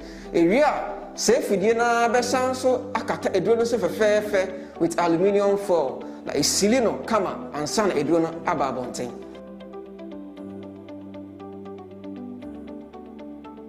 Aha no ye won fidie a emma ye nduro ni nyina na hyenso de ne friend label. Ewe fidie na nkasa asama ne friend manufacturing date. Ewe asama ne expiring date na wasanso ama no batch number. Enru ahodo a mo hu se ye di efa fidie mu nyina ne ye so ahwe no. Nyame adom ni nyina aba abonten.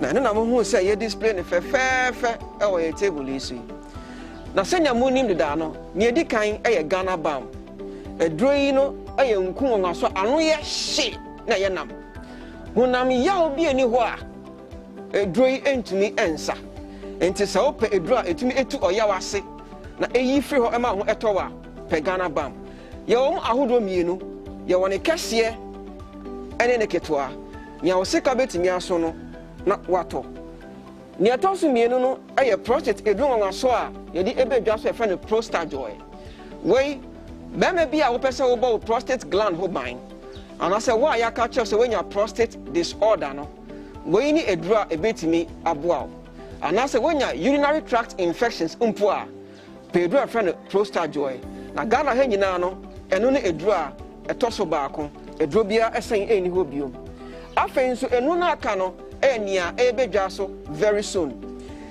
We aya Zulu 3-in-1. Emma matinka akofom. Mo nya ne fe ne feelings no. Afei mo nso mo aduro na ebedwa so. Nti mo hwe enim kwan. Enche bia eba. Afei sa wo ye bema wa ho de ekofom e wo mpemu a. Anaso pese wo sisimo aye den. And the eduro a ye friend say Ghana man. Na beboa. Enche bia ye de bebedwa so. And into the moon shady. Your sounds on your friend is save 500. Ghana Henina no, your car immune booster. I know a ding, na I know a share. Yes, our immune booster we. And also your drobia and chebia, ye the ebebe jasso. Now yet me aku etia yarewa ahudo p. And into the moon shady. Ghana Help Therapeutics, yeneni so adi hunu se. Ye the ayaresa, any energy ebe mani penina. Na hano ye bomodin say ye de abefun fidi ekuku dam ene ekwan ahodo a ye nam so ede ye enduro na bomodin say ye nduro ni nyina ye enduro eye safe and efficacious with proven evidence na afen so no ya ma ye nduro nyina bo abafom se ne be ya obi bia se wo ye sikani o se wo ye oheni o mu nyina motimi atobi na monya ayaresa ede amamo ho we energy media Ghana Health Therapeutics yaba si ba bedi wa Ghana ha eni wiase afa na nyina eno ntine se opa ye chiri akwan ana se opa se woni ye edi nkomo ana se opa ye ndro bi etu atowa obetimi afrain e was 0244 72 7028. And I say 0244 754380. Yedamwase. Ghana Herb Therapeutics.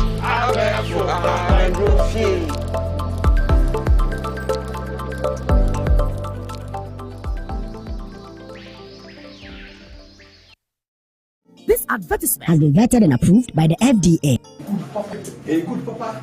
Ganabam, if your what your waist or your body, you make basa. Thank you so much. Me ba cho mami Ganabam mo ni. Kese ni no keto ana mi ansa. Se me bona mo nyina tutu me waist me chi me baby me ko so dwa nyina mi yasa. I feel good. Wa osa. Ah, abege. What are you? I'm about hospital. Ganabam. To wait here from doctor no. Where you there? Ebio. O massage me 70 cedi. Let's tell back. Ganabam. Yen to embeto ha. E first tell back nti. E fa ntwu obi 20 cedis. Hey. We doctor. Nemo se we Ganabam come. Sam tuo. So so. If you make a Ganabam. Ganabam. You can resist.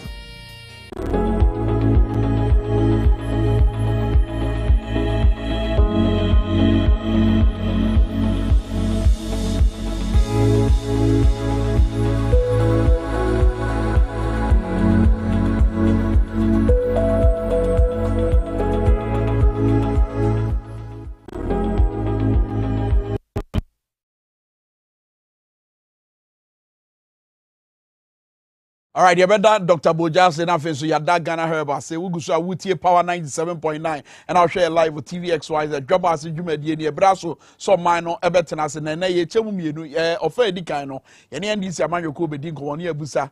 Abe for Quambi or Mabo, Abe for Inchemu, dear Bia, or Mod Pa Hontema and Ra, say, and no Modeba Buana, or Modia Tre, a year or Mochita for no, Doma Bedu Mechino, a dear pana, a I mean, saying the city. Edia na kire se no na beboa ama omanya dom wa abra omko abatwa eda yanim eye 2024 ena hia be pa ni hia ni nyina a question a ye ba bebusa ena no pay but quickly text messages ni bia ba e wo Facebook fellas ko nu hwe was seriously mampanyi na nado danko akufo ado was pa eye John Mahama acho so yakwa besi baby a John Mahama no ordinance tenetene Musa Abatua say Bank of Ghana has increased the policy rate by 250 basis points. This means the hardship in the system is going to worsen. Afe me call Francis Salahwa was say Kwame presidency na Ankasa no it needs to be reviewed. It is a review dwumadie ne nhyehyɛ a yɛmfa yɛn nkyerɛ presidency na wɔn so yɛnsa nhwɛ ne bio. And Sule Dramani so Sule Ataye say the first president one share mrani ni bedi ye current president no sciatica te wadwuma wudie ni nti mesrɛ sciatica na ebi ebon kaye and asa sciatica na bi na ayo okɔ 21st clinic Dr. Blazer de na pamfo dan no mkɔgye abodni and asa ye bo maba so ɛwɔ Rwanda say bibi we call 21st clinic Dr. Blazer and then na pamfo bɛhwɛ kama okɔ Kumasi ehwa overseas junction Alpha Radio 1 at 21st clinic ɛwɔ and afeso one crime domidra kɛse nim have you do dine sunyan wenchi and afeso so sorry DWABO and Krabata no be ewo ho wait one from 0540 311 medical culture say enra esuafo ewo suapon omo enkabom kuo kese a ye friend ten a omo NDC amanyokuo mu no omo hia mabunu no dom no so na fen so mabunu dom frefo pani no no so wodwumadie na se kane man pani John Dramani Mahama no dwumadie na se a omo pa ade fefefe bi hontema abefo ade ya omofa na omodi afrefre dom Harry Kakari entry digital marketer ena Ecole Jan deputy tain coordinator ena mo hwe Harry wabra no wakasa woten nka se wo cheche app no se de ne so fa so esitie Ecole Jan so deputy tain coordinator Ecole ma che net say Harry also hoye fantastic ma on ne so mam why ye tie wo power na face so yes also hwe wo TV XYZ me sha say free wo Harry Kakari entry we a digital marketer ba befo tinten fidie so a wo hwɛ ɛho noma ɛde boa ma adwadie ho nsɛm ɛkɔsoro pa ɛho na wo ta pense mu question mi bu sa na sɛ sa app ya mapa ho ntoman abɛfo ade ya mapa ho ntoman ɛde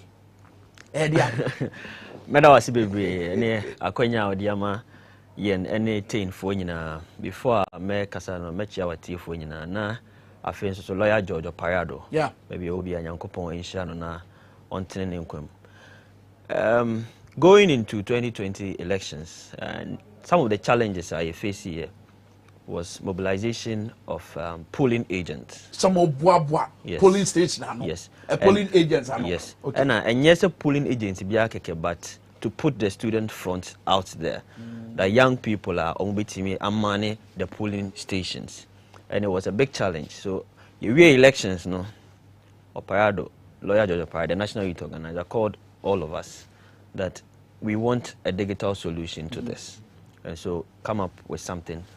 With everybody, including a Kojan and the rest of the team, and let's find a solution to the problem. Because digital solution. Yes, a digital solution to the problem. To say yeah, polling agents. Yes. Some ubenya umo ma ben umo ma ko school umo ni ma there. Exactly. Some be polling station. Yes, because you would see that polling station ejumano, that is the most important part of elections.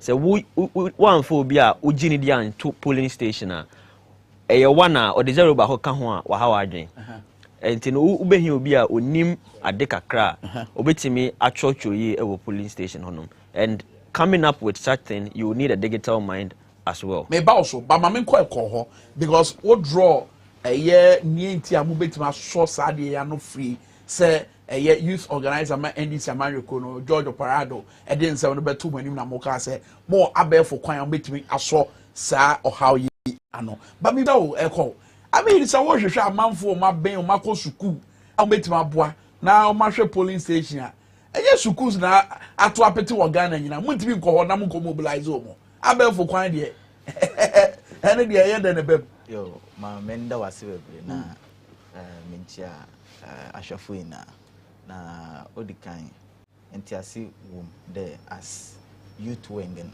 ye mobilize the youth ina. But Obama and so yeah, we mobilize the youth now. Yeah. And in youth mobilization, another mobilization in general, no, or offer so many areas, including the Yebutumi issue, offend the Abefo, another manual, backup grounds now, mobilizing. As thing another as intellectual wing of the party, no, it is important the Yebesetic pace, no, ama others will follow. Ina yetu ina inyim yen counterpart or test confo. I mean, always no one vice president to claim it. There one of shared digitization. I say, but you know, one vice president. Test vice president. No. I mean, vice president Ghana, my vice president, okay. Dr. Mahmoud Baumyam.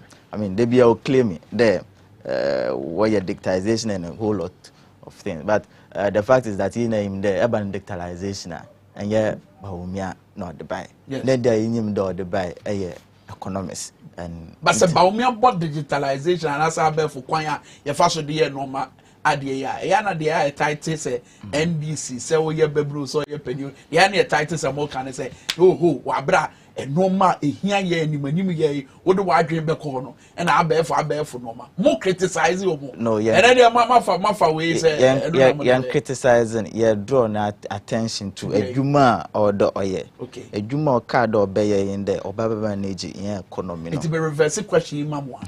A juma NDC chita for the Ashamon Seminole and on say ye mobilize the youth no. And again, I will tell you, no, you have a crime bureau to mobilize the youth, including the being application, able to me in your mind, tertiary students are working here now, where in this if we don't want but one platform. But when to be boga, when to be go to schools more, and call mobilizing call for. Why an app? Come in there, obey there. Boko institution. I mean, very easy the Boko institution by institution, but very difficult the bottom of the institutions in ba ebia one offended grounds there yina yin share hano. But then that the for year 2008, 1996, 1992. Woko room by room, campus by campus. Yeah, abandoned Damadano, but we are adding. there you use digital application yeah they mobilize the youth na into application the purpose and the one or baby mobilize the youth wo yen tertiary institutions ama waba one platform do in case of any engagement biano I very simple at their mind and our purpose as teen in the at least yenya call there it mean nipa 1 million from our tertiary institutions yedema anonymous botai anonymous ni so ade hunu but Harry Kakari yen share other countries even in Africa examples being I'll be to my site about political parties and what adopt to strategy where ya a bow. So yeah, Kanokra, this is the first time in any political history that a country has put forth a digital app to mobilize students going into a political election ahead. Idea be intense, but Kasano can say me. Me draw attention to it. About Baumia digitization, say. But I want to motivate. Na se o mo aduane ndi so ya na at restaurant na se wo didi a na se mitimi ma me aduane di a me hu se wo ntimi hwe o ma me ka kire o eno no nkire se eni kwan se o hwe o ma no enso Baumia feel that yin nyina nim say he talks about the economy enti na ye say do mama say I see the no arrest no ye hu ba bi on but we are digital marketer digitization and not digitalization and economy no. It is part of the economy. It is about me. I can't answer my problem. But senior can you free one, near code 2, near code 3. So we free one. Now so we do 10. We will draw you back to the 1 because a question antia we can react. No way to 2 and son what tata. It is a free one as a will start as a 1 year so here. The foundation is very important. Anything I can't say NDC for Kasa Mokase Baumia the economy because that was what you rode on to come into government. What did I say? Now back to the conversation about the digitization agenda. NDC membership problem, especially in TAIN, is an issue. CCA, Ubetima for phone. No code www.ndctainapp.com. You sign up, you put your name, your constituency, your polling station code, your school, your program, everything. You sign up, you pay your dues on the phone, and you're a member. Why do I have to go and then sit in the sun under a tent and table to register to be a member of an association that I will be paying dues to? If I can do it at the comfort of my home. At the end of the train, conform more. Ediom who abebo app manase o use app no. Conform for. At the end be attractive. And conform for who bebo app no. Conform the who bebo NDC. Okay. Because say app ne be koso a NDC and also koso. Okay. And to say yema NDC attractive people would want to come. Okay. And this is all part of making NDC attractive. Okay. And it is a me family phone and say oh me share happen oh NDC for say John Mahama correct kasa wa say and I say oh George Parado correct kasa wa say oh then it's good. It's a good party. I want to join. And you know, I said any apps are yenim dada no so you be them any WhatsApp, Facebook ne hon kro no ba no so you be them. And so you that way when say Facebook introduce or WhatsApp introduce or but association be I reduce any running. But they say you know you can pick your phone and then pay your dues. And so here woman say the man down so say membership ID card. To see a ID card, then I just saw NDC. Obi a so NDC. Nya fe na akofre lawyer George Parado say any papa we nkasa or me ose me NDC. But see an o card ira wait ma for phone. Papa. Me membership ID card ni. Me NDC ni. That is where we want to take the party to. So that we want to make it so easy for people to access. Young people shouldn't find it difficult being a member of the NDC. That is why this platform necessarily have been created. Okay. Still on the app. What's my chat for our person catch Ghana for a bit me achieve my mama who say bibi sunu could be koso ewo NDC amanyo ko teach you mebunu no efa echo. Is it them how we edin kan no app no purpose or do survey. And one, according to the Bible register 10 members our institutions in now. You will issue with issuance of ID cards and ID cards and it's a purpose of being there. You bring a uniform ID cards among every 10 member or Ghana now. And a whole lot of things are happening by 7. I mean, them are making kind. You need any centralized platform you communicate it. But in this case, all team members across the country in Ibenya one platform in able to communicate, share ideas. Your purpose as staying in the intellectual wing of the party, and anything be a fano addition who be an order yen or the my party. Over there we can share ideas. Able to conduct research and other nyama able to me DWABO party. As thing for the we are here. We are ready to support the party. And yenye biano up here, although to register nipa bear 1 million, another onyanko for bear 1 million. More how many years in a money so? Oh, before 2024. Before 2024. More chita for 1 million. 1 million. Okay, fantastic. Harry, kwambe so and I met me enya app. How do I log in? So you say you use both iOS, which is for Apple users, and then Android, which is for non-Apple users. It is Apple and I say iPhone or call Apple Shopper Apple Store. It's free. And also about NDC 10. Download here, you are good to go.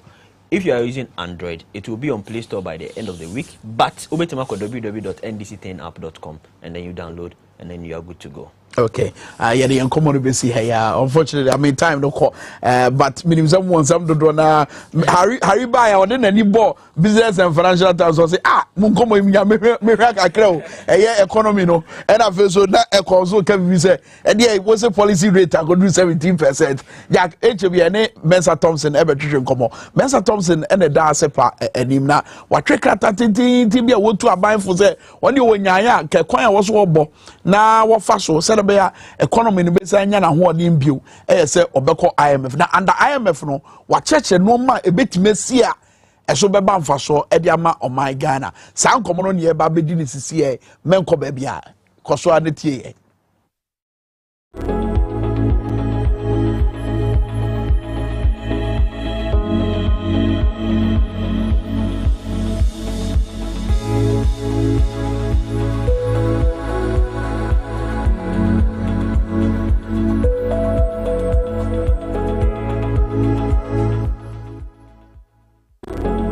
We have gathered for this launch at a time of great economic and social distress for the people of Ghana. The Akufo-Addo-led government that came to power on the back of mouth-watering promises to make life easier for Ghanaians and ensure rapid development of our country has so badly mismanaged the economy that we have been plunged into the most debilitating economic crisis in about 4 decades. Indeed, we all recollect some of those mouth-watering promises, including one by the current president to transform this country, Ghana, within 18 months. This crisis into which he has led us has spawned hardship and suffering for our people on a scale never witnessed in the 30-year history of our Fourth Republic. Daily price increases, fuel price adjustments, and nose-diving currency, which has rather arrested the person who said he had arrested it. The dollar has rather arrested him. And so we're looking for him, we can't find him. I asked the IGP if he had the key so that we could find where Vice President was, and he said he doesn't have it. And he doesn't know his whereabouts. General incompetence, corruption, and waste of scarce resources have combined to make life simply unbearable for the generality of Ghanaians. General incompetence, corruption, and waste of scarce resources have combined to make life simply unbearable for the generality of Ghanaians. No group is perhaps harder hit than the young people of this country. The issues that affect the youth of Ghana who dominate our population are many. And in these times of severe economic downturn, they have inevitably been worse off than perhaps any other demographic group in Ghana.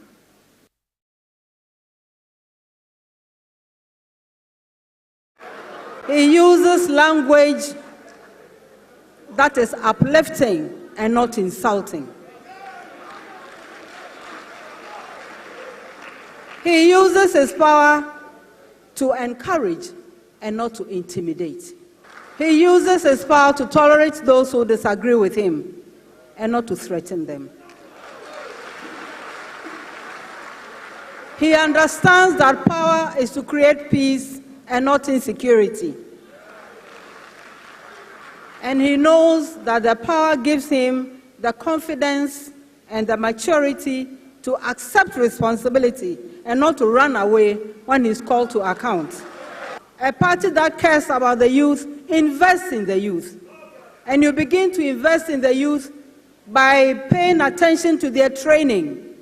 And that is why you know, and that is why there's evidence that it is NDC that removes schools from under trees. Because the children will become our youth and they will become our future. It is the NDC that builds the E-blocks because it didn't envisage a double track. And when we said review, others said we were going to cancel. And today we are waiting for the definition of review from the Black Dictionary, since that is the source that they use for many things.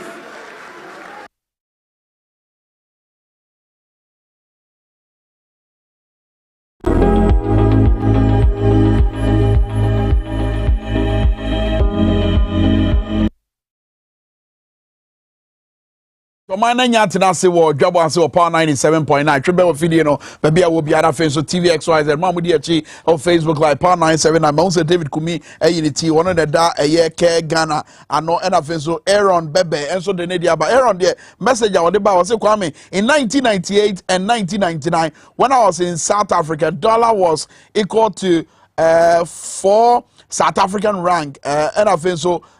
Could you believe that when I went back in 2009, the rate was still the same? Why can't the same thing happen in Ghana? The question goes to our leaders in Ghana, Kwame.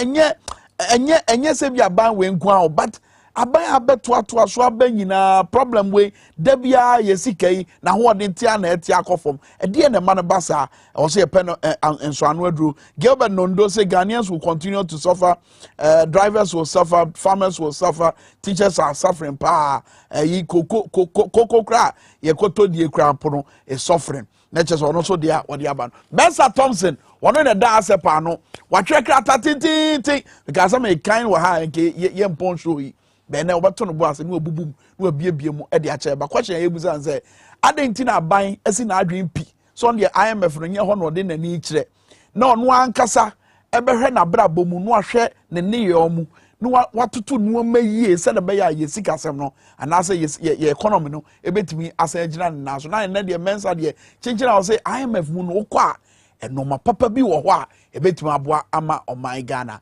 mense kasa kwa na anase nafutuei wo botai bi batachire se wo de to abonten aban ebetimi anya akomapa afa e de di dwuma ana kasa kwa Mesa Thompson asepa machi etisai Kwame na me adom mejo tuntumi e che ya dai on say first na me share white I say baby economy na do ni there o share white nyi Mesa wa fefo mo ayi omutu aban fo no mo ka say IMF enya ade a wo say aban dwene ho da se mo nga we de wo nkofo ano mo nyina mo dwen kro den na ayi kasa IMF de enye na Mesa Thompson wo krata ya watwe bibia da di pefe say no na beboa oh my Ghana answer kra na be go details no you come me that's my charity for this week finance ministry no engage civil society organizations. These are some of the propositions I be buying when that meeting comes on Anamo also buying too Kwame IMF program, and as I emphasize the conversation about the economy, we should have an objective conversation.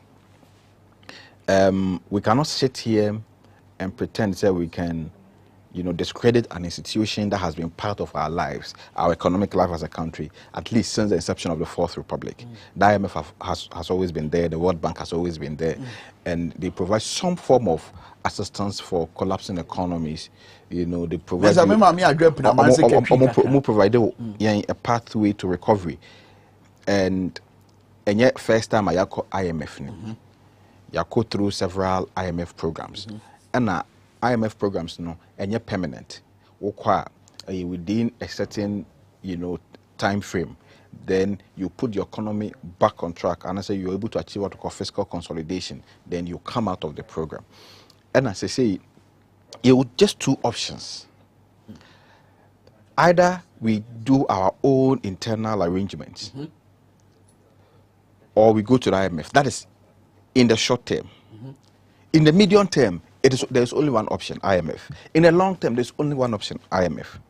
Right now, conversation now you're having, you know, going to the IMF or not going to the IMF is the only thing is just a matter of time. Right now, the conversation is when do we go? But then again, one case I say MCCA say no me no any bit my boy me free baby I am bedru. Say yanka say better to your normal year and I say be IMF. To normal year ni bia na pedua say meeting here course so. And then she say yeah buy say what the baby go akwa. Exactly. Yes. So into 2 year no meeting no kasa anya into 2 year. So let's not. No, and she say na free meeting. It's a what? Sent into 2 year my. But 16 flagship programs. Yeah, best review.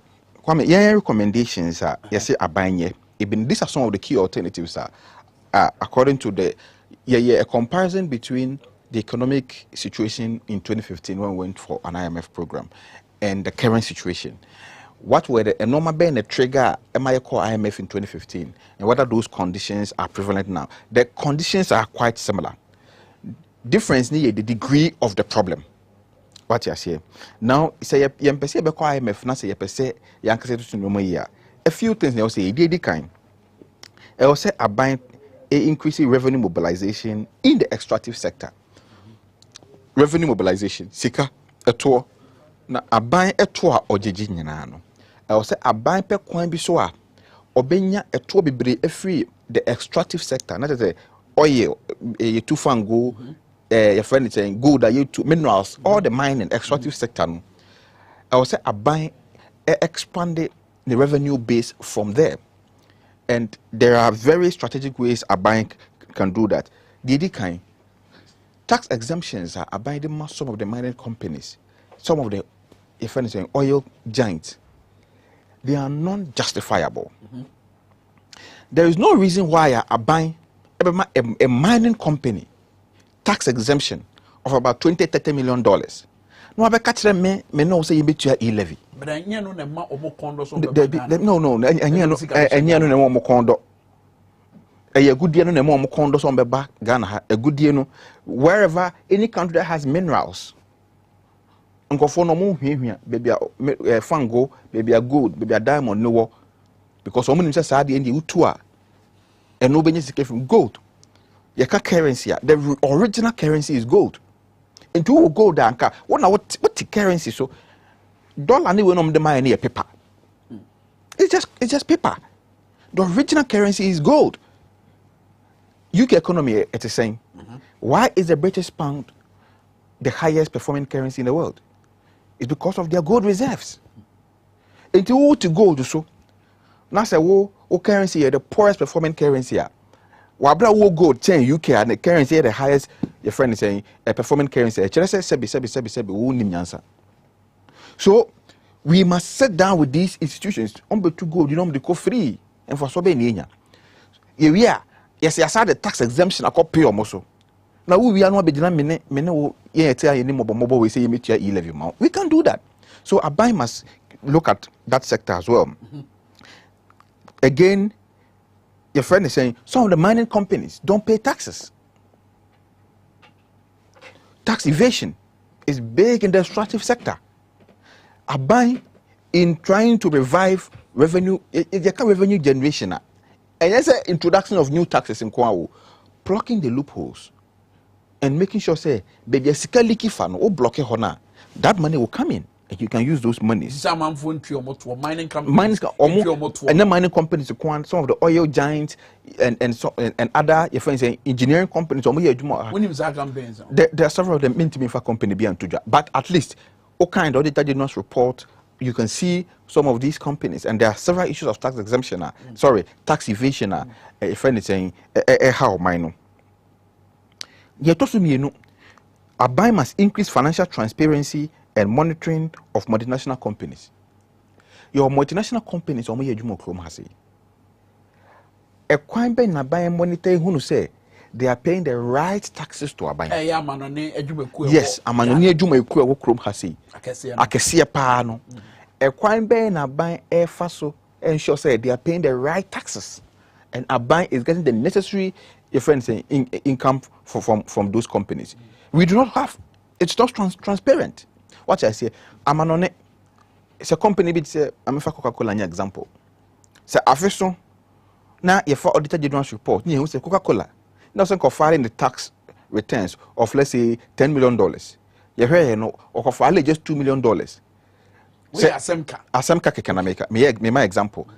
Say to my phone who knows how na or me boycott the product of Coca-Cola because Coca-Cola and taxes will try the right form of tax so really taxes because to my phone him says our taxes no na dey juma ama or mine. It is a whole company I would to ye juma krumo na unye sika free economy nim. Now the other would give it back to the economy and won't find more. They will boycott your product. And we need that form of transparency in the tax models of your friend is saying tax obligations of some multinational companies. No? So that we the citizens can hold them to account. Say there's a sorry, there be a tree buying so near criticize buying. No. We can go after some of these companies as well who evade our system. Then corruption. Auditor General reports say we are losing at least 3 billion. In fact, last year we lost just 12 billion to corruption in the financial year. 12 billion, no? So it means plucking loopholes now. That is twice of e-levy. So Abai must find ways to seal all these leakages. The also means Abai must embark on a progressive tax regime. You have fiscal policy, your contractionary fiscal policy, and your expansionary fiscal policy. Now, offer contractionary fiscal policies now. A fiscal policy and a form of taxes are ye essay or mine. Fiscal policies Fiscal policies here are buying tax policies. Okay. Acquire buying fast to generate internal revenue. Acquire buying fast and the policies are or they go a say or they bobo sikano and your fiscal policies. Now some fiscal policies your expansionary one and your the contractionary one. Because taxes it is it can be a good master. Expansionary one here expansionary ones near dear we introduce a be economy nim. Okay, a be economy nim. And a contraction a be economy nim. For example, say your friend is saying importation of rice. Now a bank say okay, but say may encourage the local importation of rice. Me introduce taxes and ad valorem tax on the importation of Libya rice. What I say? Sa taxes no say a cut the importation of rice na yet me consume rice na sika na ye imported rice na e cow mine ma is an expansionary fiscal policy. Okay. But BBT say e-levy a contractionary because a contracted economy, once you introduce it, because people will try to run away from it or evade it, it will shrink that sector which you've introduced the taxes. And I feel so impact a contracted economy. No, what I say, e-levy is a classical example of a contractionary fiscal policy. What I say, and you say I buy looking more towards progressive tax policies. A bit ma be economy nim ama nkofo tima ye adwuma you introduce that see wo kwa ma no ne a adwuma mu ye nyina enye sabi you see creating of job is just policy so aban wo enact policy bi say okay obi a e bia yemfa ne say business bi wo ho timamufo enta anya sa business no o say okay obi a odisi ka ba bi sa business we mu bia no aban de nhyehyɛ ABC de gu akwan mu a ebeboa ebia 20% tax holiday for 5 years ebia say so that it moves investment to that sector. And when you do that you create jobs what I say and then you expand the economy. And the aban must be able to identify some of these key areas of the economy investment are not there and put in policies ebe attract investment into those areas. There are several areas. I think say there are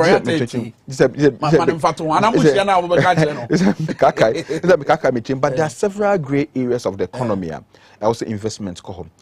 A buying example yes, a free zone system now. They buy it to attract certain investment into certain areas. Unfortunately, the free zone system is not living up to expectation. You know, it's become more like a white elephant.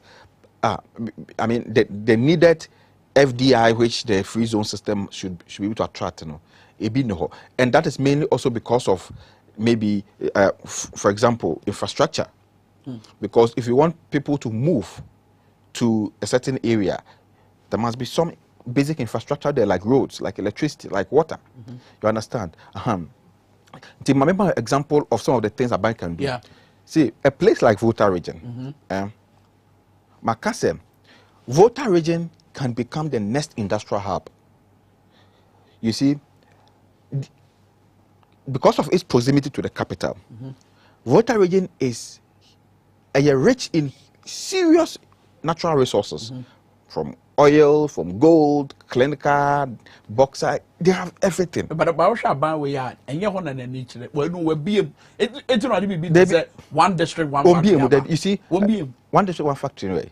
One district, one factory. You see, and that is why some of us lauded the one district, one factory concept, because the concept was that some of the districts across the country, investment into yenfa sa policy we be mra nanka yenfa district no NCC every yenfa factories NCC every district, but factory back where upper east, but factory back where upper west, but factory 1D1F project back where northern region, but 1D1F factory back where Volta region.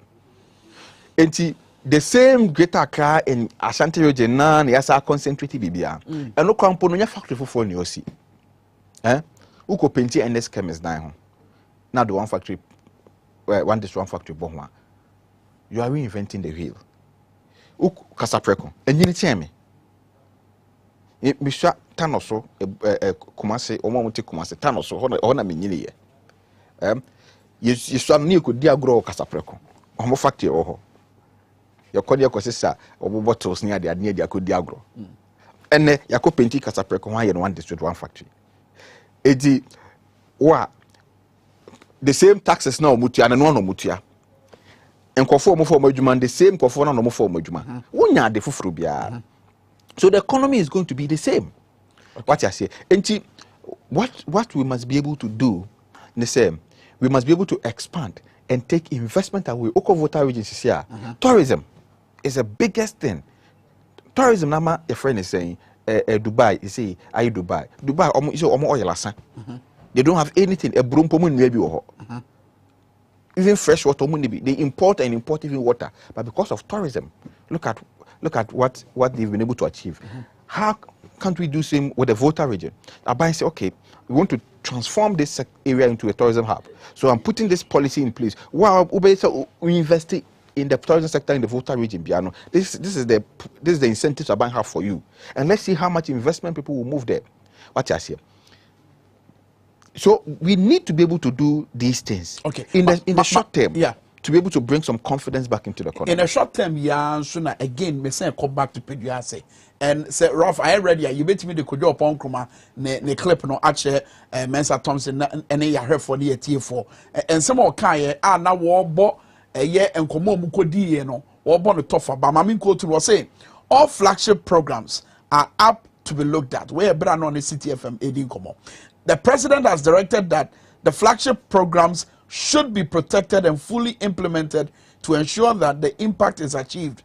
However, he wants it done within the constraints of item number 2, which is the fiscal framework we are working with. If based on caps that we are working with, we will have to rescope whether we would have to rescope a particular flagship program. We will do it and see how we can achieve. And I'll say, all the 16 are up for discussion. None is off limit. Only that the president has laid down the red line that will not compromise the fiscal consolidation agenda, because our real problem over the years has been a year-on-year deficit going out of hand. You better go shortly, but Mensa. Say, Aban inisika to fund its flagship programs. That is all. The opportunity no. Simple. So say review. But wabra yehwe yen say program. Debi kwamiti. Where kwamiti. We brofo tenti say omo mu fiti. Etiefo. je kojo pon kroma kan ne say free SHS na ban any sika obitimi at dey bio. Oh how? Planting for food and jobs won't mean ye bio. NAPCO for won't mean ye bio. They say I hear you come the national service crab account because and also for 3 months you 2 or more. And say profiting or kind no. They could do upon come. But so almost say bio no. Oh and can't baby I don't say chile no. Come or say asem kind na me chire much. Or say who be here you be risk bi. Oh, you see say I didn't know risk because onisika dey. That is the thing in Tetia no say abani niska. Because you can say during the 2020 elections, Amra NDC cast on baby review free SHS. Almost say between. Yeah. And to say no review no the no more patch. Almost on between and as on by then. Is that what they mean? You see, let's be honest with ourselves. Free SHS in its current form is not sustainable. Free say. And yet intimate to us all. Because of sikasem. Any a home popuye. Mechirim. But before you be this uncommon, and my young man kojo upon chroma and fabro fakasi any communicators and fabro fakasi and nada and my young say because of our flagship programs yintin na buying in sika. Yendi can and set it sa debi. Wow. Free SHS first year I buy spending 1.2 billion. Second year, I spending 2.4 billion. Third year, I spending 3.6 billion. Some years, I know, because free SHS, no, so for the past 3 years, no, they are in arrears. And the unfunded free SHS is inception, you know, no, Sika, I buy, I spend it on it. The unfunded say, what clear in arrears, you know, a 6 billion per. Bosian Kwa Bo, ASN, over 300 billion. Taxes am I over 450 billion. Oil am I over 120 billion. Would the most 6 billion per and I free SHS and also a cadaho. And to yendi can establish the foundation say and ye free SHS in Tina Bino a sick asemunya. What you say? And to yet to say the answer free SHS and Kwan and Sika equity. Oh, me about planting of food and just a processing. NAPCO ecosystem. One district, one factory.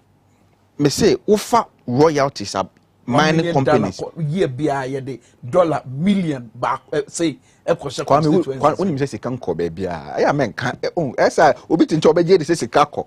Obama Kofako Brom one piece. Scanning Scabianco baby. One district, what district when you do? Ah, now me constituency, the $1 million about. And I have me coin. A coin is saying 1 kilometer of road, you're saying. So there's nothing like that. The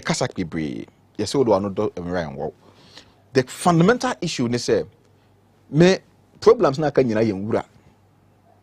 The emphasis also the free SHS until I may single out because education is very, very important. Now, free SHS share concept no. We say abofra wo wie school. When you aggregate 50 any 60 because I buy a home of school free into also cotton school them uncle school free. When BCU when you get 60. What did that cotton school there? And I had them me tour. 8 years I have of school. Now before when you BC I grade 60. What's you obenya saying? Into we was in na. Yeah, it is can free no. And for so be na ban so. And for so be because you see I free SHS no. What failing HS I want to fee. Kwame Meba. Let's not take the conversation out of context. Free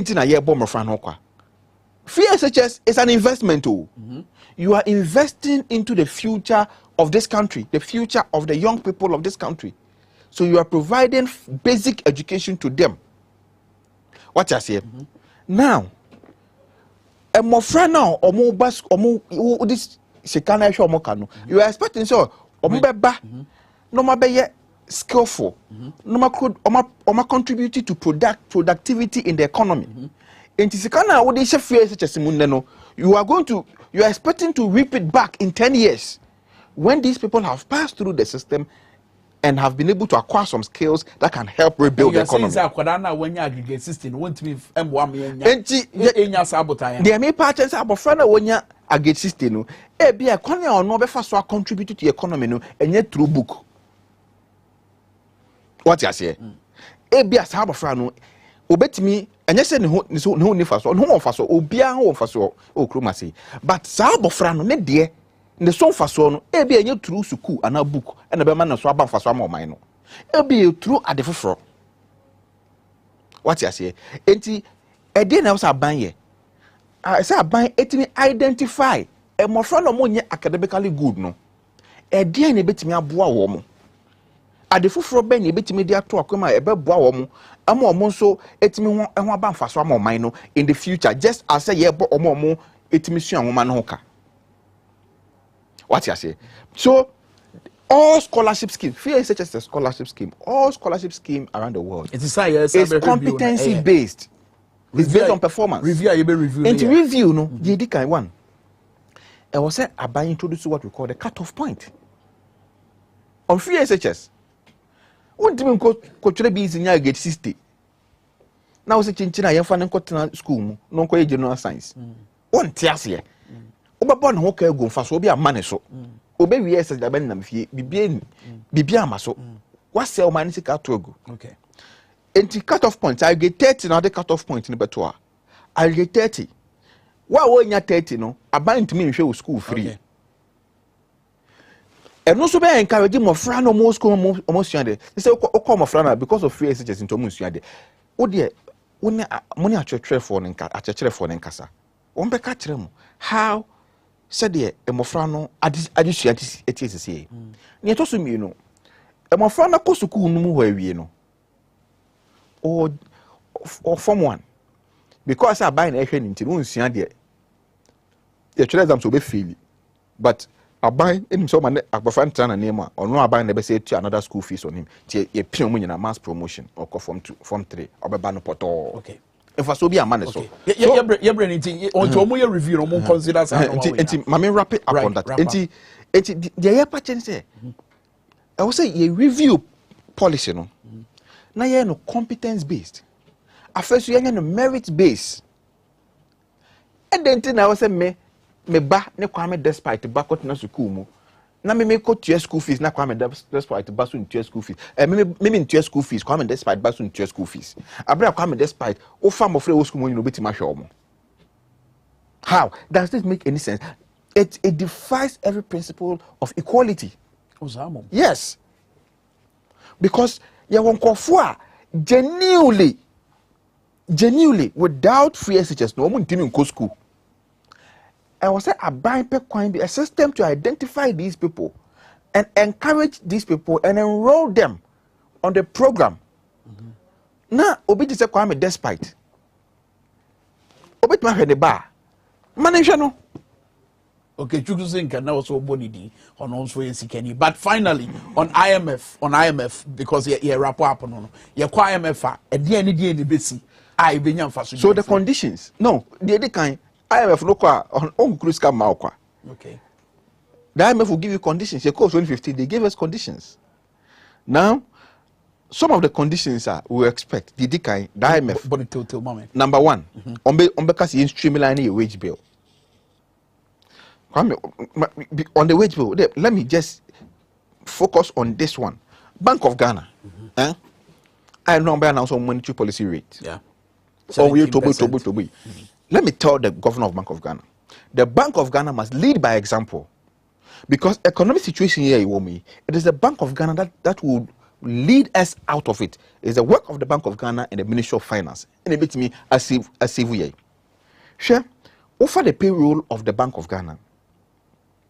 In 2015, na Bank of Ghana, annual expenditure on payroll, salaries, 307 million Ghana cedis in 2015.